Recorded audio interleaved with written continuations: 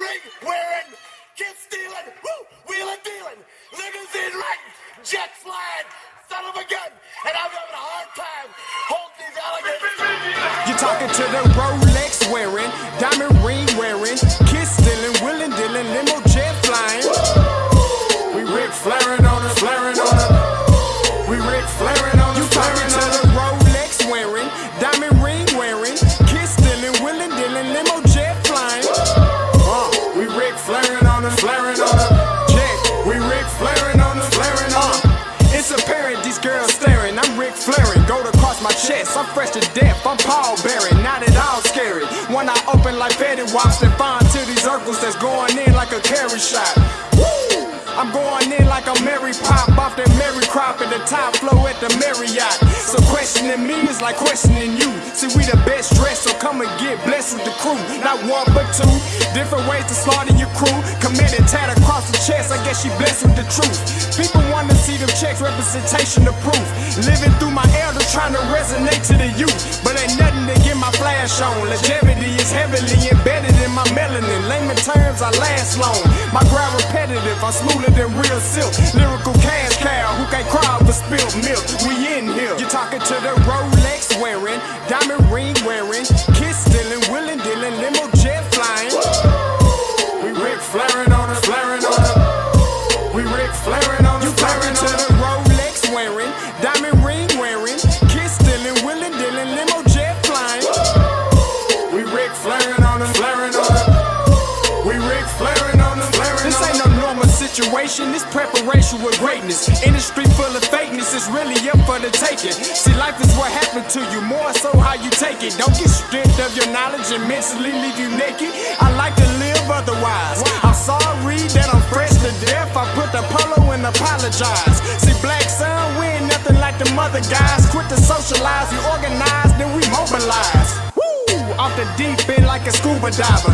And no confusion, just keep it pushing like Uber drivers. Woo! Business fresh just like a supervisor in a Gucci visor. Can't find a smoother rhymer. You're talking to the Rolex wearing, diamond ring wearing, kiss stealing, wheeling dealing, limo jet flying. We Rick flaring on us, flaring on us. We Rick flaring on us. You talking to the Rolex wearing, diamond ring wearing, kiss stealing, wheeling dealing, limo jet flying. We Rick flaring on us, flaring on us. We Rick flaring on us, flaring on us. Yeah, DQ baby. Shout out that boy Nigga for that fire track. Hey, Black Sun, sun up. What's up, Vinny Vegas? What in Vegas? Yeah. Shout out Pharaoh's Kids, D-Phase. Yeah. Bubba C. Yeah. Rick flaring on them. Rick flaring on them. Rick flaring on them. Rick flaring, sun up, baby. Hit up Ohasha. Listen, brother, off script, there is a word from the Lord. Listen, God has given you the anointing of pettiness. Brother, you've been getting on JSU's neck since you got here. I never knew you was going to do a show about the Dion disciples. But beyond that, brother, listen, keep bringing the smoke, keep bringing the pettiness. Listen, the people want to hear you. They're going to hear you. And remember, God's going to bless you. Be blessed, brother. Breakdown. I love, too easy topic, don't take offense when I touch down. I got it to a T, not a QB sneak, but if your D look weak, I'ma rush now. The trick of the trade, we're trying to celebrate. Everybody want it done tastefully. They can't tackle me, they knowing it's the truth, but they still wanna hear me say it tactfully. H is for the heavy hits, how we handle his hypertension has to be clever. It's better if they just let him sit. Nah, this ain't a hobby. Hallelujahs hollow the halls. This is champions writing the hieroglyphs on the walls. Everyone envisioning encrypted plays on the side. Know the end goal, the end zone, and enter in my eyes. Echoes from people, me host emos enchanted inside. Entanglements in the trenches, clear benches, enjoy the ride. Essentially, we eccentric, yet we also eclectic. Well respected, collected, and never look for no exit. No exceptions, it's expected. You took an L, so accept it. Can't water the squad down, every player electric. That's shocking. I'm exercising every evident energy leading to victory. I call that energy winergy. When we play, it's like a symphony. Execution of an extra point to put me up for endorsement deals. I'm in the end zone now, my favorite place on the field. I see no equals, even odds fall when stacked against us. We crack them in the trenches, then we send them back to benches. Eternalize my endeavors, Canton enshrinement. Exit 107 on 77's where you'll find us. Jay, bro, you snapped on that one, bro. That's cold. I salute you. Man, right back at you to the backpack pole. We both did our thing. It's Joe Allende, by the way, yeah. Scotty, Mike Reed, yeah. D breakdown, What is going on, everybody? Happy Wednesday, or better, happy hump day. Listen, I think Coach KJ Black said it better. I know what you guys are here for. You're here for answers. You're here for explanations, okay? Well, let me just bring in my co-host, my brother from another, the one and only Jackson State and Valley Jackson. What are the two? Anyway, my Reed.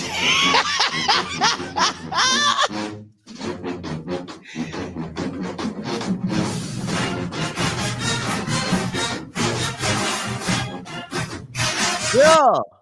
Welcome to D Breakdown Part 2. We had Part 1 earlier. Scotty, I was watching the show. Y'all were talking about Jackson State. I went to sleep, took a nap, woke up. Y'all still were talking about Jackson State. Somehow we always the topic of discussion. It was more about Prime. It was more about Prime. No. More about Prime. It turned into a Jackson State thing. I don't listen, man. And you know what I realized, Mike, is when you start getting stuff like this, you're going places. You're going places. So this is what I love about your delusional fan base. They hate me so much. They hop over here. Let me get my little quick comment in. Then they know where to come. They know where to go. I feel it, Scotty. Just the other day, I was DJing Monday night. A guy came in. A guy is he's not a blogger, but like he worked for a blogger. Yeah. Like he the second man in charge, so he really don't matter. He came and shook my hand Monday night, and then he gets on the internet saying Mike Reed overrated. Like, talk about DJ aspect. I'm like, bro, and you just shook my hand, bro. And why are you speaking on me? I don't even know you. You don't know me. So I get it, Scotty. I get it. That mean you doing something right. You doing something right. You mean you're doing something right. I like you as a DJ. You did well. You did amazing at my wedding. I'm just saying. I DJ for the people, man. As long as the people happy, I'm good. You know what I'm saying? That's just, it is what it is. You know what I'm saying? So no, I didn't put that one on today. I didn't put it on today. I let the people get their freebies in, because some people don't want to subscribe to talk smack. You know what I'm saying? So I let them get their rocks off today, whatever. But Mike, that's neither here nor there. See, you're trying to deflect. The people want answers. I got all the answers for you. You got questions, I got answers. Like Future said, it never ends. You got all the questions, I got all the answers. Oh, okay. Okay. What you need to know? Since you got all the answers, I just need to know. Now listen, Mr. Bugs called in earlier, and he said the same thing I said. That don't look like 60,000. Now, let me read that. Does that say number one? Oh, see, there you go. There you go. Moving the goalposts. Does that say number one in FCS attendance? And it's Bethune. Don't nobody want to see Bethune. That's not what you said. That's not what you said. No. Scotty, I didn't say 60,000 for this game. It's Bethune. And we still led FCS in attendance. It's not what you said, Mike. It's not what you said. Without our former leader. Now, Mike, my thing is, why can't you just change it now that Dion's gone? Why don't you just change it to 30,000? Oh, Scotty, because I mean, why don't you just do that? It seems more reasonable. October 13th, November 18th, 60,000. So one day out the year. Two this year. It depends on how the schedule goes. What's the second one? Alcorn. It might be 35. Alcorn. 35,000. And Scott, this is what I don't get. Y'all saying the bigger capacity, you still got to get people in there. Just because you got a bigger store, you still got to get more patrons in the store. Just because you got a bigger store don't mean more people gonna come. Well, that's why you don't. You got to get the patrons in there. That's why we still get the people in there. That's why you don't overbuild. You build to capacity. You're right. You don't. I don't want to have a house that's only 50% occupied. That don't make sense. Hey, what do you know that space for? But homecoming, when cousin them come to town, we got somewhere for them to sleep at. One day out the year. We got plenty of room for cousins now to come on. One day out the year. Twice. Nobody wants to see Bethune. It shouldn't matter who wants to. No. It shouldn't matter who wants to see who. Oh, no. You said no. Any other school, a part of the coalition, say that it's all good. Southern barely had people in the stadium. Listen, It's all good. Nobody else rings the bell of 60,000 on one accord. Man, you didn't sell out. Did you not hear what I said? Nobody else rings the bell, right? You said that. Thank you, coach. It's a home opener. Y'all been on the road for 4 weeks. All y'all was doing was complaining. Oh man. Wait till we get to the crib. What coach Wait till from? we get to the crib. What coach from? Who coach we talking about? What school coach we talking about, Scotty? We For the talking people to know. about? What coach school be? What school coach be repping? Oh, he PV. He PV. 10 fans. I talked to somebody from Prairie View the other day. I said, you going to the State Fair Classic? Nah, I ain't going to the game. What? Huh? Let Jackson State play in Dallas every year and watch what happens. PV, y'all don't even go to your own games. They got 10 fans in the stand. It's okay. I'll help y'all out with attendance Saturday. I'll be at the game. He said the one leading the swag away. I ain't gonna lie. Hey, my boys say they good in the West, so it's so far they good in the West, so I can't be mad. We'll see. I just, it's just funny to me just how it just, But Scott, no. It's funny to me how it's cool when everybody else do it. Oh my God. That's not the argument. That's it's cool when everybody else do it. It's a problem when Jackson State do it. That's not the listen, Mike. If you came on here every week and said 25,000 on one accord, I'd be like, damn, Mike, you hitting it right on the head, bro. 25,000. But you come in here and you overinflate your numbers like I got to say the Trump in tax time, right? You come in here, you overinflate your numbers like Donald Trump during the taxes season, and then when you don't hit 60,000, then you come back in here and say, don't that say number one in attendance? Let me say 60,000 is more like a mantra. It's more like a mantra, Scotty. 60,000 in unison. It's like a mantra. But don't nobody want to see Bethune. Ain't nobody come to see you, Otis. Oh my gosh. And we still led FCS in attendance week 4. Wow, that's crazy to me. It's not hard when, like Perry said, it's not hard when that's all you can do in Jackson is go watch the game. What else can you do? What else can you do in Huntsville, Montgomery on a Saturday? What else can you do? Now Montgomery, I'll give you Montgomery. What else can you do in Prairie View in the middle of nowhere? And that's Texas. All that good Texas A&M money going to waste over there. That's fair. I give you that. All right, let's get into the show. I just wanted to get some answers on that, but okay. I got answers today, Scotty. I see. Listen, the countdown a week. A loss, maybe. Listen. After watching that Bethune-Cookman game, anything is up for grabs for me. I'm just. Gotta relax. What Aaron Rodgers say? Relax. Just relax. Relax. It ain't what you think. I saw the game. I watched the game. It was Scotty. Now it was hard to watch. It was hard to watch, but that really was a trap game. I've been saying it all year. Zoe been saying it all year. Yeah, really was a trap game. I was in a trap game. You got a bye week. That's what I'm saying, Scotty. Okay, listen. The games on the road.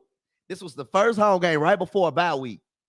Trap game. You're going to come in with a lackluster mentality because you got to make it. Because once you get past this game, bye week. Boy, y'all be making. I have never heard nobody say a trap game before a bye week. I ain't never. I ain't never heard that. And it's Bethune. I ain't never heard that. And it's Bethune. Now, I can't say we probably took them a little bit too lightly, Scotty. I can admit that we probably took them just a little bit too lightly, saying it's Bethune, But it's not the end of the world, Scotty. We got a bye week, so that's the only hope I got, Scotty, because it's a bye week. Now, if we had a game Saturday, oh man, I'll be singing a different tune on this show. But I got hope. It's a bye week. We get 2 weeks to get people healthy. We got 2 kickers out. I'd never seen this in my life. We got a kicker and a punter out. We gotta have tryouts around campus to find a kicker. Yeah. It's crazy, Scotty. So Prime never had those problems. Hey. I ain't gonna even say that because the play ain't gonna come after me. Oh man, he had bigger problems than the kick on Saturday. I'm just saying. Was last of the problem on Saturday. I'm just saying. But anyway, we got a bye week. We get a chance to correct some things. Get healthy. All my real football fans know. Oh yeah. I guess. I mean, it is what it is. All right, let's get to it. Hot topics. Listen, man. You called me or you texted me, and you was like, "Scotty, we gotta talk about the Keyshawn Johnson, them HBC schools." Yeah, HBC schools. Them HBC schools, man. You gotta talk about it. You gotta talk about them HBC schools, man. You know what I'm saying? Gotta talk about them. Let's play the video for anybody who hasn't seen it. Recruiter, and the kid wants to learn from the greatest corner to ever face this earth. Yeah. He says the only reason why he got him is because a HBCU school came up with $1 million. Like Dion said, they don't even pay me $1 million. So why would I pay a college kid $1 million to come to an HBC school where our water is brown? Dang, your water brown, Mike? You didn't even tell your boy your water brown? Keyshawn, one of my favorite receivers growing up. When I was little, Scott, I was like 3rd or 4th grade. I used to draw the Jets jerseys all the time because I thought the Jets had like the freshest jersey. I used to put that 19 on there. Keyshawn. Keyshawn disappointed me, man. Keyshawn, shut up. Because, okay, Scotty, from earlier, when you talked about the court, see this what it is, Scott. This is my issue. I can't speak for nobody else. All them other people talking crazy. See, I'm not affiliated with the school, so I can keep it real with you, Scotty. I ain't got to be political. That's facts. I ain't got to be overboard or overboard nut riding. You know what I'm saying? So this is my issue. I have no issue with Prime. I'm rooting for. I have no issue with the player, especially because once a Tiger, always a Tiger. We're going to root for you. But this is my thing. When he was at Jackson State, y'all called it a cut. Now it's at Colorado. It's bigger than a cut, and y'all not calling it a cut. It had changed from a cut at Jackson State to a plague at Colorado. And Keyshawn Johnson is the ringleader because Keyshawn Johnson gets on Fox.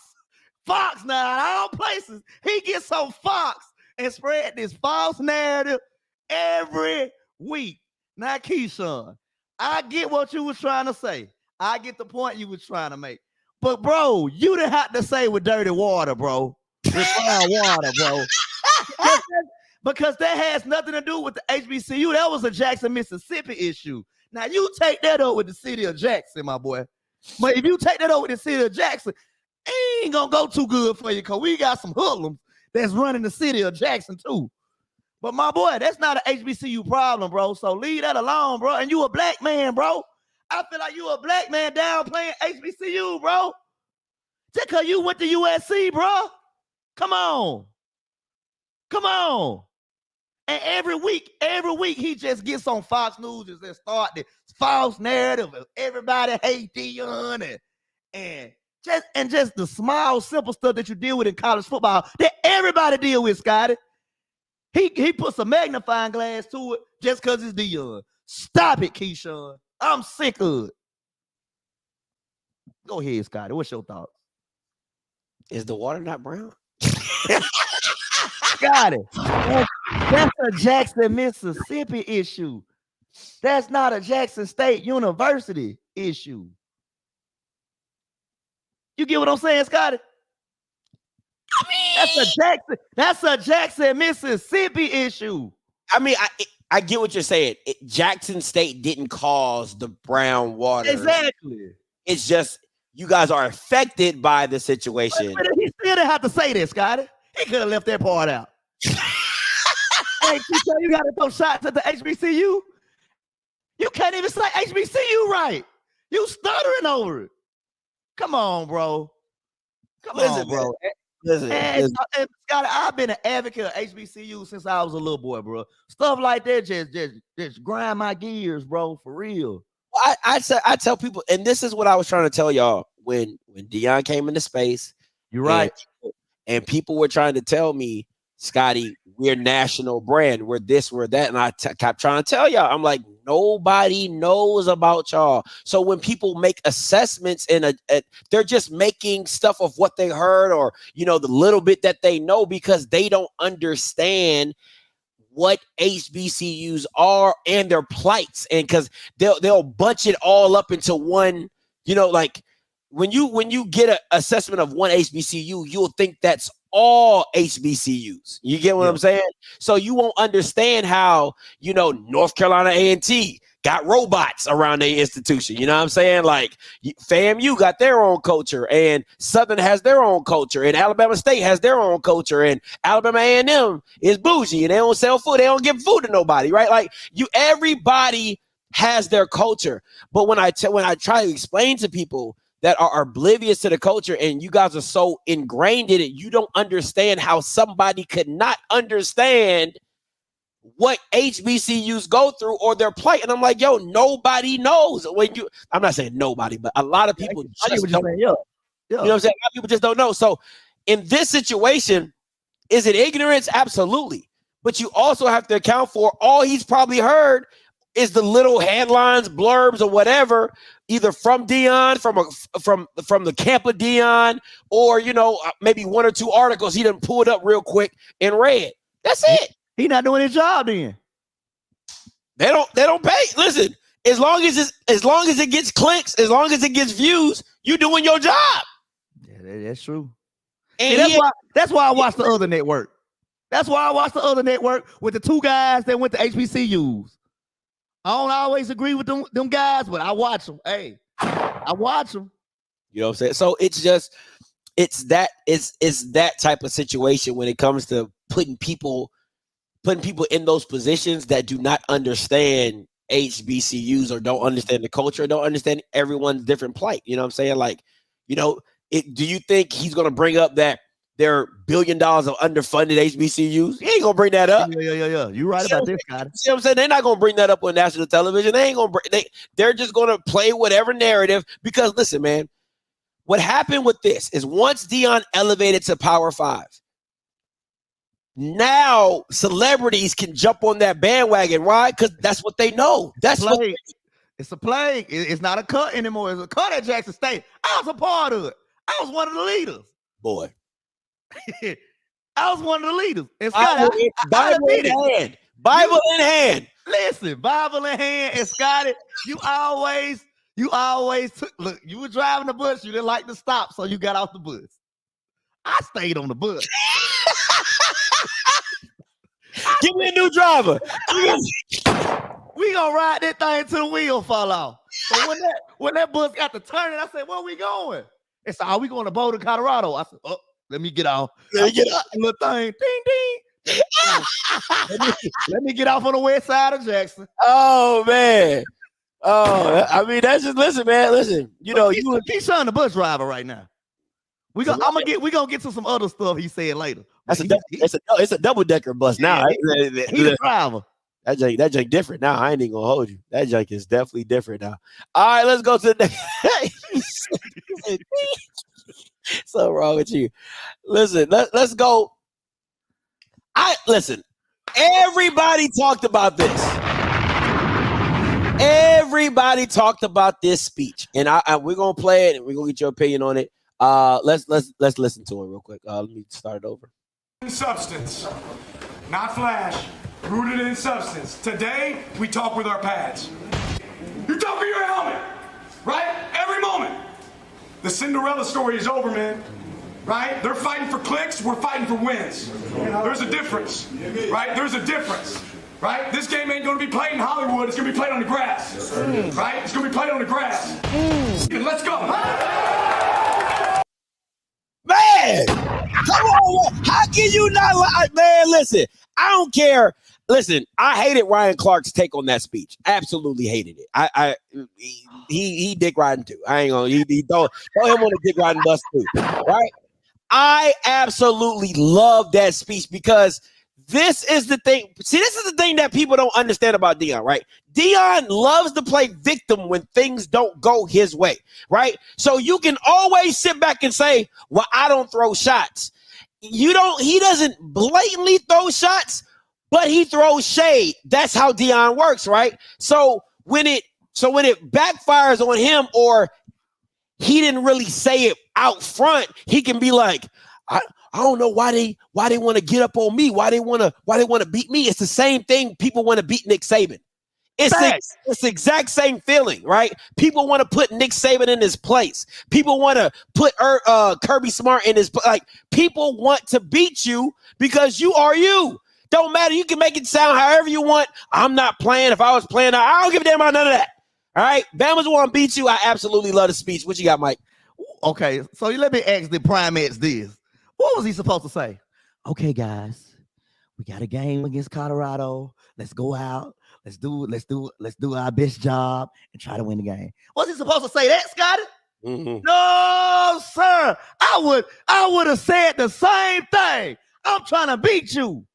People act like Colorado the only program in America that's trying to win.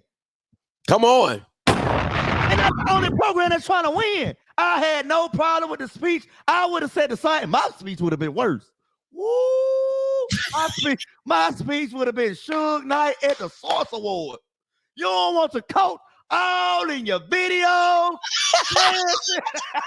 dancing, doing the Deion dance in the end zone. Come to Oregon. Come to Oregon. Let's go out on this gridiron and play some ball. My speech would have been way worse. He really took it light on him. Oh, man. my speech would have been it would have been mofos and all type of stuff would have been said. You want the shades all in the video?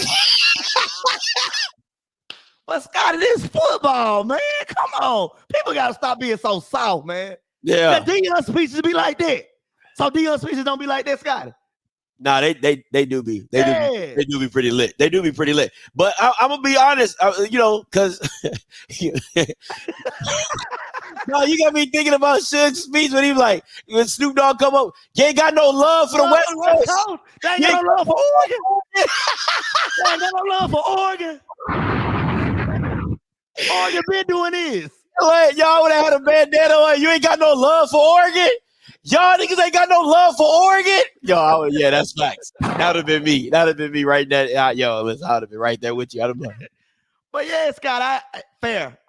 Man, at the end of the day, Dan Lanning has a job to get his football hyped up and prepared to go play a football just like Deion, bro. And just like Deion. And see, here come back to Keyshawn Johnson. So, he went on a show and said he heard, look, this how you know this some bullshit, Scotty. He heard from somebody that knows somebody in the Oregon program that said they know somebody that said coaches were reaching out to them to help game plan against Deion. So, I said, okay, Scotty, let me pump my brakes before I get an opinion on this. I made a phone call. My partner, AD Power 5 School. Bro, you see what Keyshawn said? What he say? Woo, woo, woo, woo. Mike Reed. This Power 5 football, that happen all the time. You playing somebody, you gonna call everybody that they played. Hell, sometimes somebody who ain't played. You gonna call them. What worked? What didn't work? Kind of what you got for me? And keep in mind, Dan Lanning started out as a GA at Alabama. Scotty, imagine what his little black book looked like. Yeah, Kirby. He was assistant at. He was assistant coach at Georgia too. Yeah. He called it Kirby and Nick. Hey, listen, what you doing? That's fair. But this is the type of stuff that happen all the time in Power 5. This is not like my homeboy said. He said, Mike Reed, that's nothing normal. He said there's nothing after normal. Yeah. He said that's normal, Mike Reed. So I said, oh, okay. Since I know that, Keyshawn, shut up. That's why ain't nobody never call you for a job. You don't know nothing. Them ain't my words, them his words. He said that's why ain't nobody never called Keyshawn. But yeah, that's a normal thing, Scotty. Mike, give me your speech real quick, Mike. How did that going down? How did that go down? Y'all, I don't know about y'all. I'm sick of these Bama's. I can't turn on ESPN. I can't go on Instagram. I can't go on Twitter without seeing Colorado. We've been winning for 20 years. 20 years. They win 3 games. They win 3 games, and all of a sudden, they the Broadway show coming to town. So let me tell y'all this. If you don't want your coach with the shades on, all in the video, you know what I'm saying? All in the interviews when y'all out there doing the scoring, bro, follow me out the tunnel right here and let's go handle some business. We standing on business today. We standing on business. Anybody with a white Colorado jersey, go smack them in the mouth. Go smack them in the mouth. And now don't let up. Oh, no. I seen what he did against Alabama A&M. Don't let up. No. Don't let up. No. Don't let up. We finna go out here. We finna handle some duck business out here, man. Some duck business? We finna go handle some duck business out here, man. You know, we got color changing shoes on, man. How can they beat us?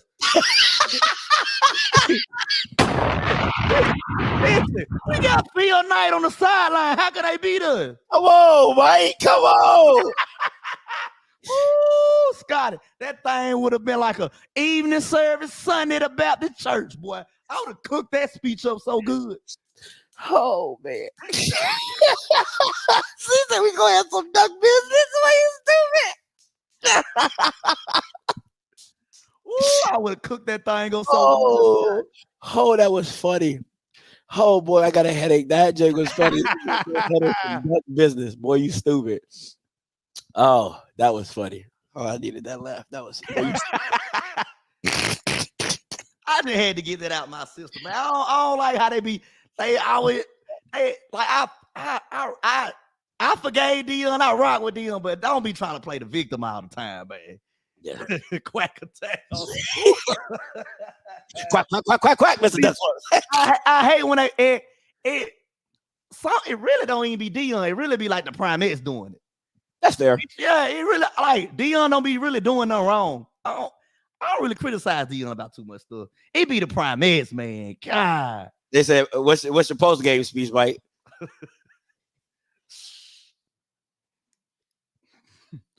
Colorado, you got knocked the fuck out.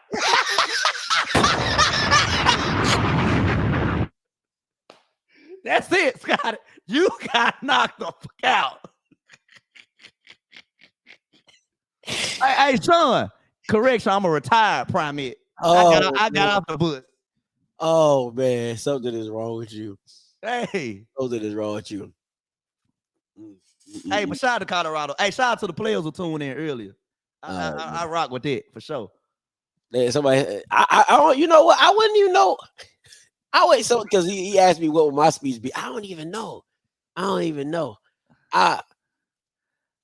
don't know. I liked his speech so much Like He had to get one. He had to give a post game speech. I really like that speech so much. Now, I would have. Now my post game speech. I would have went up that junk like Vin Diesel and Fast and the Furious. You had me. You never had me. You never had your car. Like I'm like this was never a competition. Like, you listen. Do you see their post game with the big O in the? Did you see? Yeah. Oh, that thing is so nice. Got that big ass O in the background, all wood and stuff. Yeah, I would have went straight Vin Diesel on that boy like that. I'd be like, you. I know that duck got tired of doing a push-up. Boy, I'd be like, you had me. You never had me. You never had your car. Like I would have been straight Vin Diesel on that moment. Like, oh yeah, Mr. Cameron, I forgot to bring that up, and because when Trey Oliver and Buddy Pugh did it, wasn't no issue. They did it. They ain't changed notes. I mean, that's what coaches do. Coaches talk. Yeah. Scott, if I'm a coach, you a coach, you my partner. Scotty, what you got? Man, these folks got a high flying offense, bro. Yeah. Gotta do this, gotta do that, gotta do this, gotta do that. And listen, I'm gonna just say this. I spent time out in Eugene. Okay. I kept y'all came back with my Oregon shirt on. Yeah. Listen, I'm telling you, those facilities out there, man. Oh, yeah, they top notch. Oregon different, man. I'm telling you, I walked the football field, I walked the baseball. Like that thing is different. That stadium is so nice. But all right, last one for hot topics. Why does JSU care, bro? What do you mean? Why do JSU care? Break it down, Scotty. This is my thing. The man done gone to Mississippi West. He had the prime. He at the Prime Christian Center. You know what I'm saying? He doing this thing at the Prime Christian Center. Why do y'all care why is JSU fans care about if he's talking bad about Komani McClain? What does that have to do with y'all?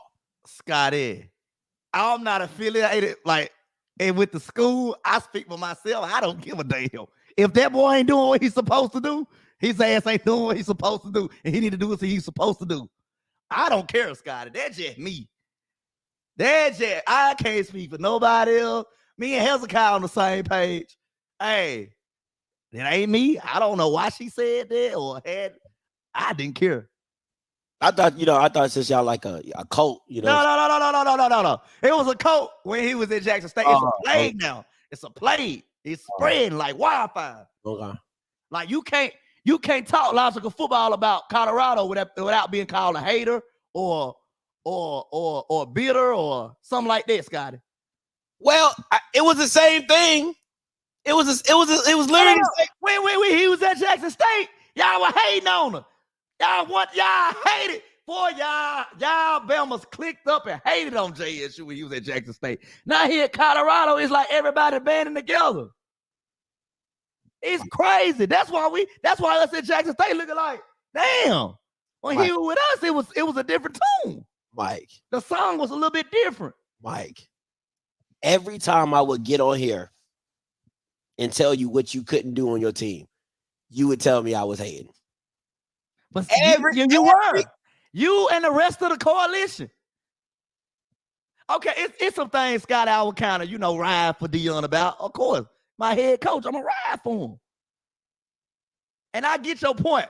But you got to see my point. I ain't talking about you, Scott. I'm just talking about in general. Like the vast, everybody wanted to see JSU downfall. But now in Colorado, Colorado, they want to see a national championship. What do I say? I said I want to see them lose every game. I've said that very clear. My position has not changed. He was at Jackson. I want to see him lose. He done went to Colorado. I continue to want to see him lose. It's not changed. It goes further than that. When Shador was at Jackson State, he dink and dunk. He dink and dunk. He can't throw the deep ball. He can't do that. Colorado, Heisman candidate. We been told y'all he was a Heisman candidate. In Jackson, we been told y'all that. Now the story different. Competition's different. Hey, competition. Ball is ball. Ball is ball, Scotty. You know ball. If you can ball, you can ball. If you can ball, you can ball. Mr. Calvin, please tell me you got a crime report. Oh, man. Please, can you call in and give us an update on the crime report? What happened in Eugene, Oregon at Autzen Stadium Saturday around from 2:30 to 5:30? We need an update on it. That's funny. That's funny. But yeah, but you know, at the end of the day, I've been the same. Listen, my position You has been the same, Scott. I was in agreement with you earlier. Like, come on, I have not. My yeah. position has been the I like same. he right, y'all. I like, yeah, Scott. I still want Jack State to lose every game, and I still want. Listen, to me, mentally, he is still associated with Jackson. So I just want anybody associated with Jackson, I want him to lose. That's how my mind working. Scott, you can't take their history away. So he's still associated with Jackson State. You can't take their history away. I want him to lose. That's how in a weird multiverse way. That's how my mind works. Yeah. You ain't doing no wrong. He's still associated with Jackson State. And deep down inside, Jackson still root for him. Come on now, y'all. Don't be like that. I still root for him deep down inside. It's just the Primates, man. This play, oh my God. You can't talk logical football without being called a hater. I want to see a black coach lose. He ain't the only black coach in America. Mel Tucker fight for his life right now. Y'all ain't mentioning that. He being set up. Ain't no what? What? Man, that Bama gets the donkey of a lifetime. We talking about getting set up. He set his own self up. Listen, he fight for his life right now. Listen, man, it's only a few times. This might sound bad. This might get me kicked off YouTube. Yeah. There's only been a few. I'm so serious. There's only been a few times where I've been ashamed to be black, right? Like for real, like ashamed to be black. When the DC sniper was going around, I just knew he was white. Yeah, that was bad. I just knew he was white. No, it ain't that bad. God, I know he's in the same. No, I'm serious. I am so serious, bro. When the DC sniper was going around, I just knew that Bama was white. I was like, only a white Bama be doing stuff like that, going around shooting people in the car, box truck. He was Jamaican. I was hurt. You signed a 10-year, $90 million contract at a Michigan State? White people do that. What he did, white people do stuff like that. The thing that makes it even worse, the girl was a sexual assault victim and an advocate. I seen it when I seen the advocate. I said, oh man. Oh man! Out of all the women in the world to jump on the phone with and talking about I'm touching myself, you gonna get on the phone with a sexual assault advocate and victim? You got to be the dumbest Negro on the planet. I'm still praying for him, but I feel sorry for him. Come on, I'm riding. Hey y'all, let's get our prayer warriors. We gotta protect Marcus Freeman, y'all. We got to protect Marcus Freeman. We ain't got that many left, Scotty. We ain't got that many left. Protect Marcus Freeman. Protect Dino over there at Syracuse. That's ridiculous. And my guy at Maryland. Protect them, y'all. Ridiculous, bro. I just like for real. Like that's one of those things. That's like one of those things where like in the race draft, like the black delegation. You want to trade him out? Who you gonna trade him for, Scotty? Bro, we gotta trade him, ninja. Are you cutting him? I'll trade him for Travis Kelce went back to the No. It's over for him. Yeah. It's over for him, Scotty. I'll trade Mel Tucker for Max Kellerman. Hey, everybody in the chat, do y'all agree? Do y'all agree with that trade? I would trade Mel Tucker for Max Kellerman. Like that. That's exactly what I'll do. He is always invited to the cookout for me. But back to my point, Scotty. Forget Mel Tucker. Let's talk about Marcus Freeman, Dino over there at Syracuse. Ain't nobody rooting for them. I've never been a fan. Like, don't get me wrong. Like, I like Notre Dame. I like Notre Dame. I don't like Notre Dame. I like the history of Notre Dame. Tradition. Yeah, I like the tradition. I like the tradition. I'm not a fan, but I like the tradition. Yeah. I like the tradition. I like the little fighting. I like all that because I remember back in the old day playing Sega, in the old college game, you had the Notre Dame dude like that and stuff like that. Rudy and all that. Yeah, you know what I'm saying? But I would rather go with my boy Huff at Marshall. We are Marshall. Like, I love that. That's fire. You know what I'm saying? I would rather, but Notre Dame, I just can't get behind it. It's I Notre got a root for my boy, man. My boy at Notre Dame. It's Notre Black Dame. man at Notre Dame. I know, but it's like, why? Like, why? I almost cried they lost Ohio State the other day. Key was happy. She don't even be watching football. Man, like, I almost cried. All she do is check the final score and see. That's all she do. She don't even watch the game. She just check the final score. Oh, we won. Ohio State won. But my thing is, Scott, let's spread. If we gonna root for the black coaches, let's spread it around. Come on, show them some love too. No, I agree. Yeah, this for the primates. Like, show them some love too. I agree. But yeah. I feel people say they just too white, man. Notre Dame is just too white. It's just too white. That's why he got a bigger target on his back. Deion, the only Bama in America can get away with what he do. Facts. The only one, and that's why he the golden child. I get it. He's the only one. Yeah. I can't go them 4 program and do what I want to do, Scotty. Nah. Getting them 4 program talking out country like I do. Now, if you was winning, if you was winning for a few years, you could come out there looking like. As soon as I lose 3 ball games, it's over with. Oh yeah, that's fair. I lose 3 ball games, it's over with. Yeah, that's fair. That's fair. And plus, like, Deion's a walking money maker, bro. Yeah, he the golden child. Absolutely walking money maker. All right, let's get into it. What everybody came to see. I try to avoid this. See, that's why your account's suspended. This is exactly why listen, I mean, if we being real right now, Mike, the score should have literally been maybe like no, it should have been 22 to they scored real late. No, if it would have been like if it wasn't for that fumble return for a touchdown, that game would have been mighty different. That game would have been that game would have been mighty different if y'all didn't return that fumble for a touchdown. That game would have been mighty different there, Mike. It was offensively, y'all ain't have nothing going. You can say you can give it to Irv or whatever, with the 170 yards or whatever. But offensively, realistically, y'all ain't have nothing going. Scott, it was hard to watch. So what happened, Mike? Talk to us, man. Talk to us, man. We just couldn't get a rhythm. We couldn't get nothing going. I don't know what. I told you, Scott, it's a trap game. We thinking down the road, bye week. That's the only conclusion I could come up with. Not that y'all just not that. It's either that or I got to push the button and say it's the coaching. And I don't want to do that. So you can't just say that y'all not that good? Like you can't say that? I ain't gonna say that, Scotty. I still see the potential in us. I still see it's some things. Hold on, let's see. It's some things. I'm finna go to my book of Hezekiah right quick. I got a book of Hezekiah. I just started. Hezekiah, you don't even know it. I got a book of Hezekiah.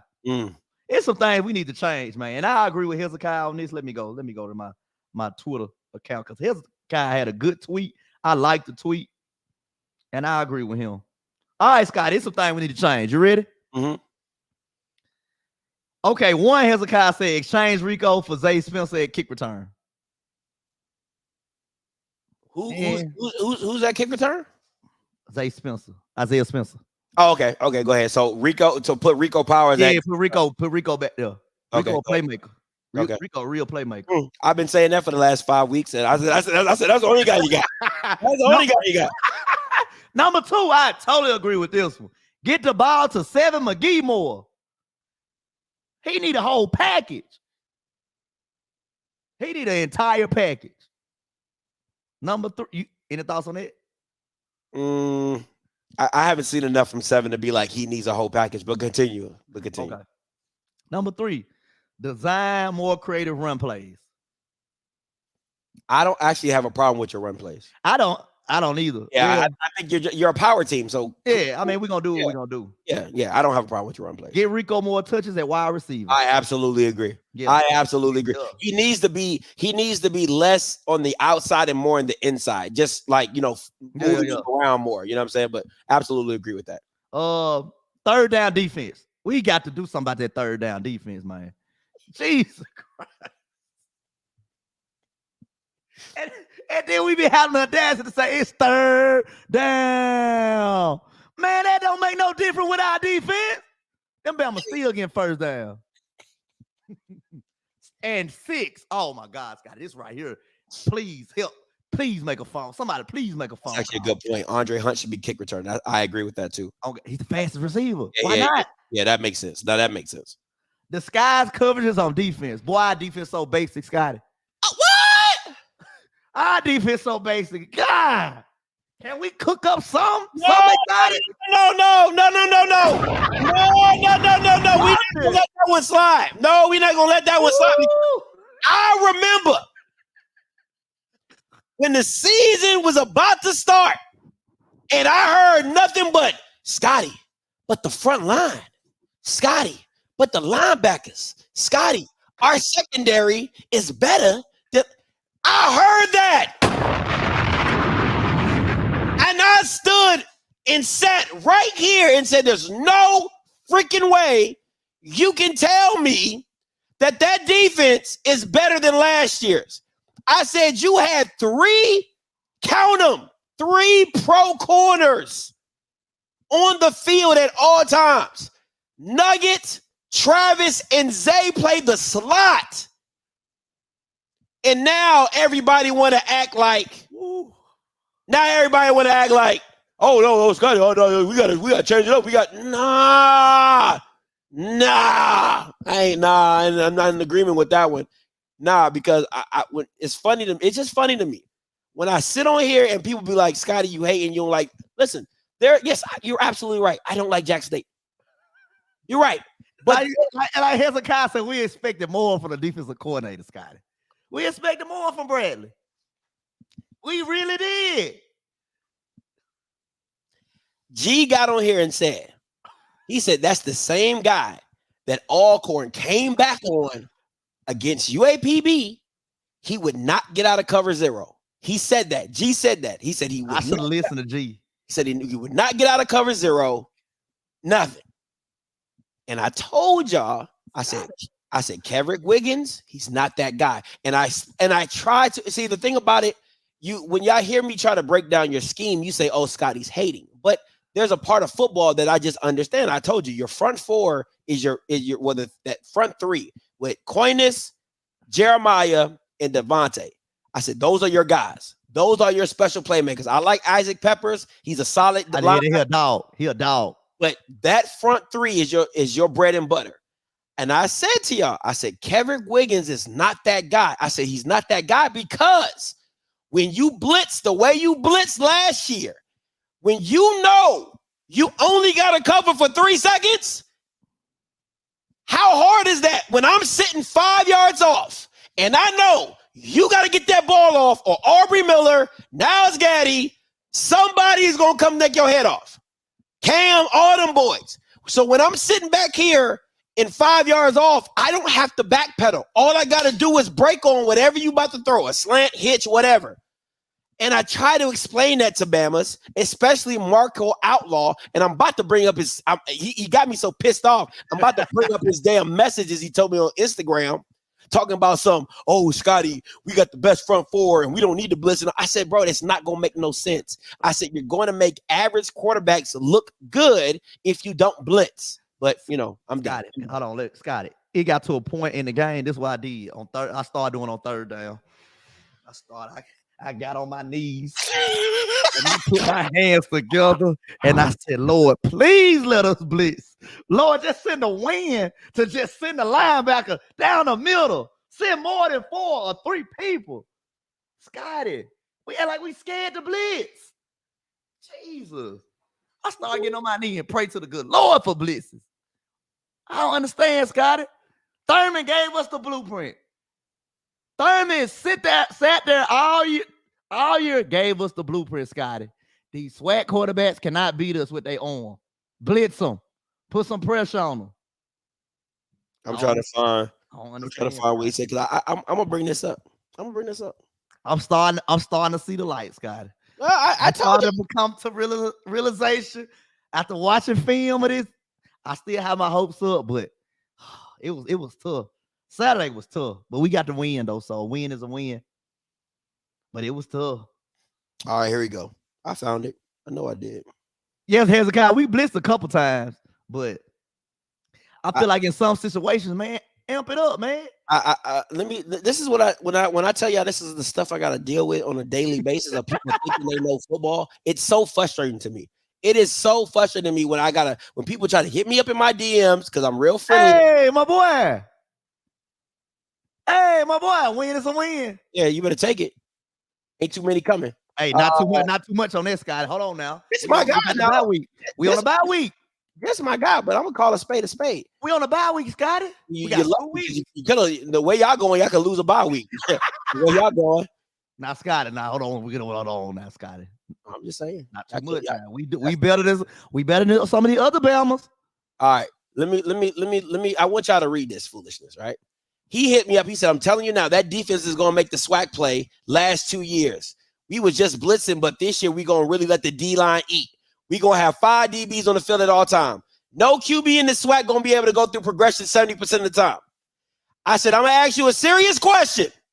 Which style is better in the SWAC, rushing 4 or blitzing?" I'm not. Y'all don't think I know what I'm talking about, but Bama just be on here saying whatever. Blitzing works for real. We had real success, but we never won the big game. We got killed in the Celebration Bowl. I just want to be talking football. I ain't like the rest of them. You all like the rest of them. You know nothing you talking about. I said, do you know how good your front 4 has to be to truly make that? I'm trying to explain to him how dumb he sounds.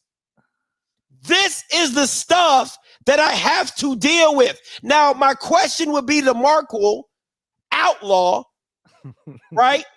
Where was that front 4 against FAMU?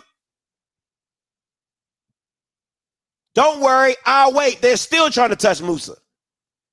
So that's my whole point, is that y'all think just because, listen, get out of, y'all got to stop listening to that counseling session that y'all be going through every other night.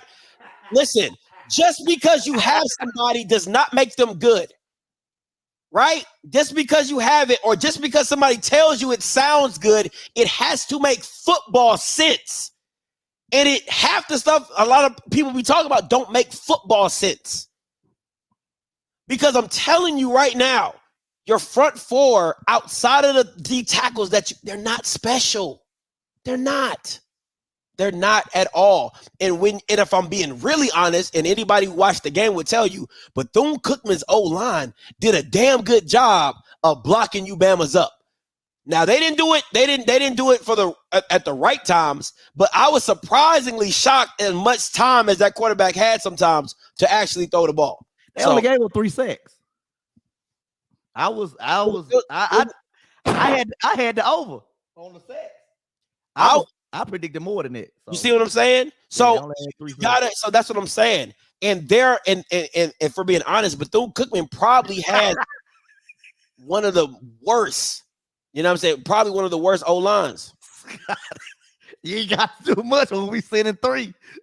Scotty, boy, I hate that. When we send 3 men, bro, I be so pissed off, Scotty. People will think something wrong with me the way I be cussing at the TV. I hate that. Jesus Christ. I just want to see a little. I'm not a coach. So I just hate like criticizing coaches and their scheme. I just want to see a little bit more. Can we see just a little bit more? I'm gonna tell you this straight up. Can we see just a little bit more, Cole Brandon, please? We'll cross that bridge when we get there. But I'm telling you right now, just a little bit more. I just need just a little bit more. If Bethune-Cookman had a quarterback, you lose that game. It's just flat out. I'm gonna just be 100% real with you. If Bethune-Cookman had that white boy Luke Sprague, if they had that Bama Luke, you lose this game easily. And I'm not saying you lose by a lot. You probably lose by 4-3. You know what I'm saying? It would have been a close game, but you lose.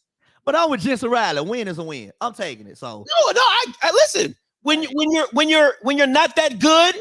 Like because you're not, let's be honest, you're not. You're a quarter. Listen, we're going to get into all that. But you're an average SWAC team now. You're not special anymore.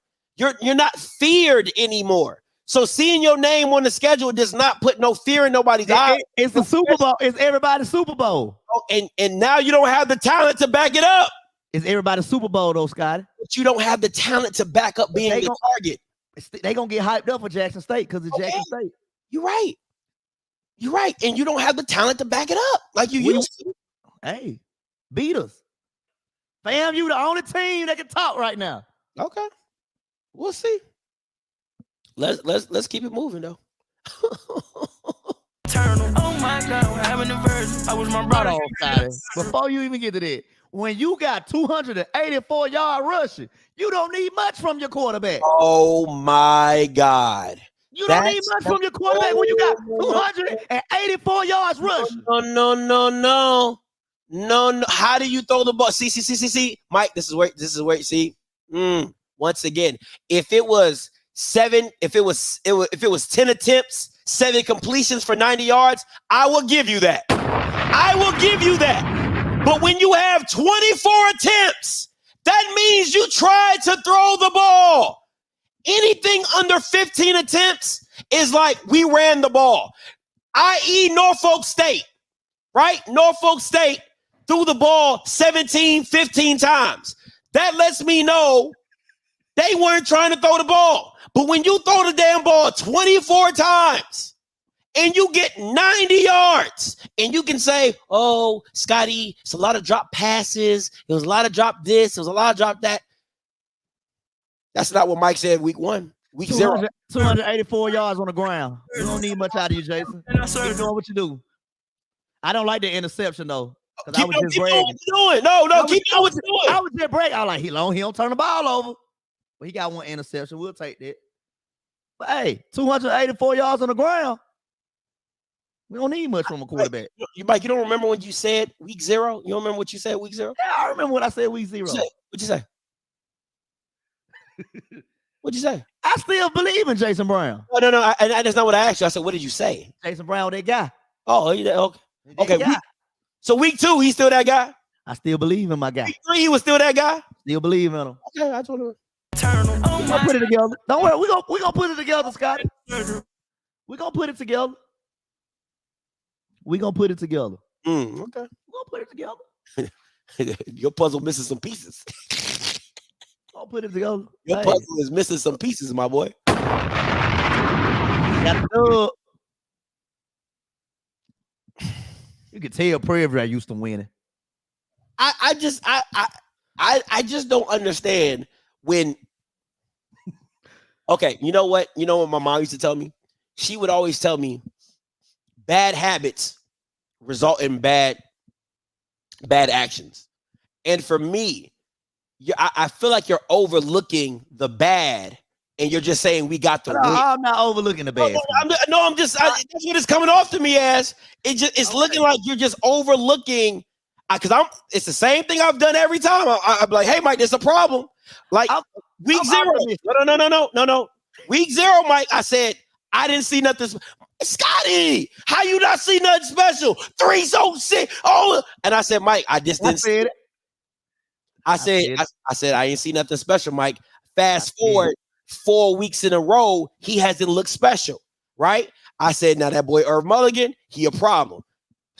4 weeks later, he's still a problem. So what I'm saying is you can't keep overlooking the issues. You can't keep overlooking the red flags on your team because there are a lot.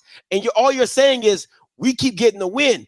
When you play better teams, and they're coming, that you can't just keep overlooking red flags because they're going to end up in losses. Okay, this is what I do for you, Scotty. This is what I do for you. Okay, I'm saying we got a bye week, right? Now, when we play Alabama A&M, they're going to tell me everything I need to know, Scotty, coming off a bye week. They're going to tell me everything I need to know about this team. Let me tell you this, I'm going to be 100%. I got to see what A&M does against Tuskegee, but that front 7 is not going to let you run the ball the way you think you are. See that, and that's the thing. That front 7 for A&M, they are going to stop you from running the ball. That's just what they do. They're a great tackling team. That front 7, they're not going to let you run the ball the way you think you're going to run the ball. They got to show me, Scotty. They got to show me. Okay. The stats say otherwise. No, they don't. They're top 5 in defense. They got to show me. They got to show me. Look at our running stats. Look at our rushing attack. They're okay. That's what I'm saying. They're top 5 in defense. In rushing defense, they're top 5 in rushing defense, and you're number 1 in probably running offense. Something's got to give. That's all I'm saying. Something's got to give. But that guy ain't gonna let me know everything I need to know, Scotty. If we can't get it together on all 3 phases of the game in that game, then I'll be like, Scotty, you know what? I throw in the towel.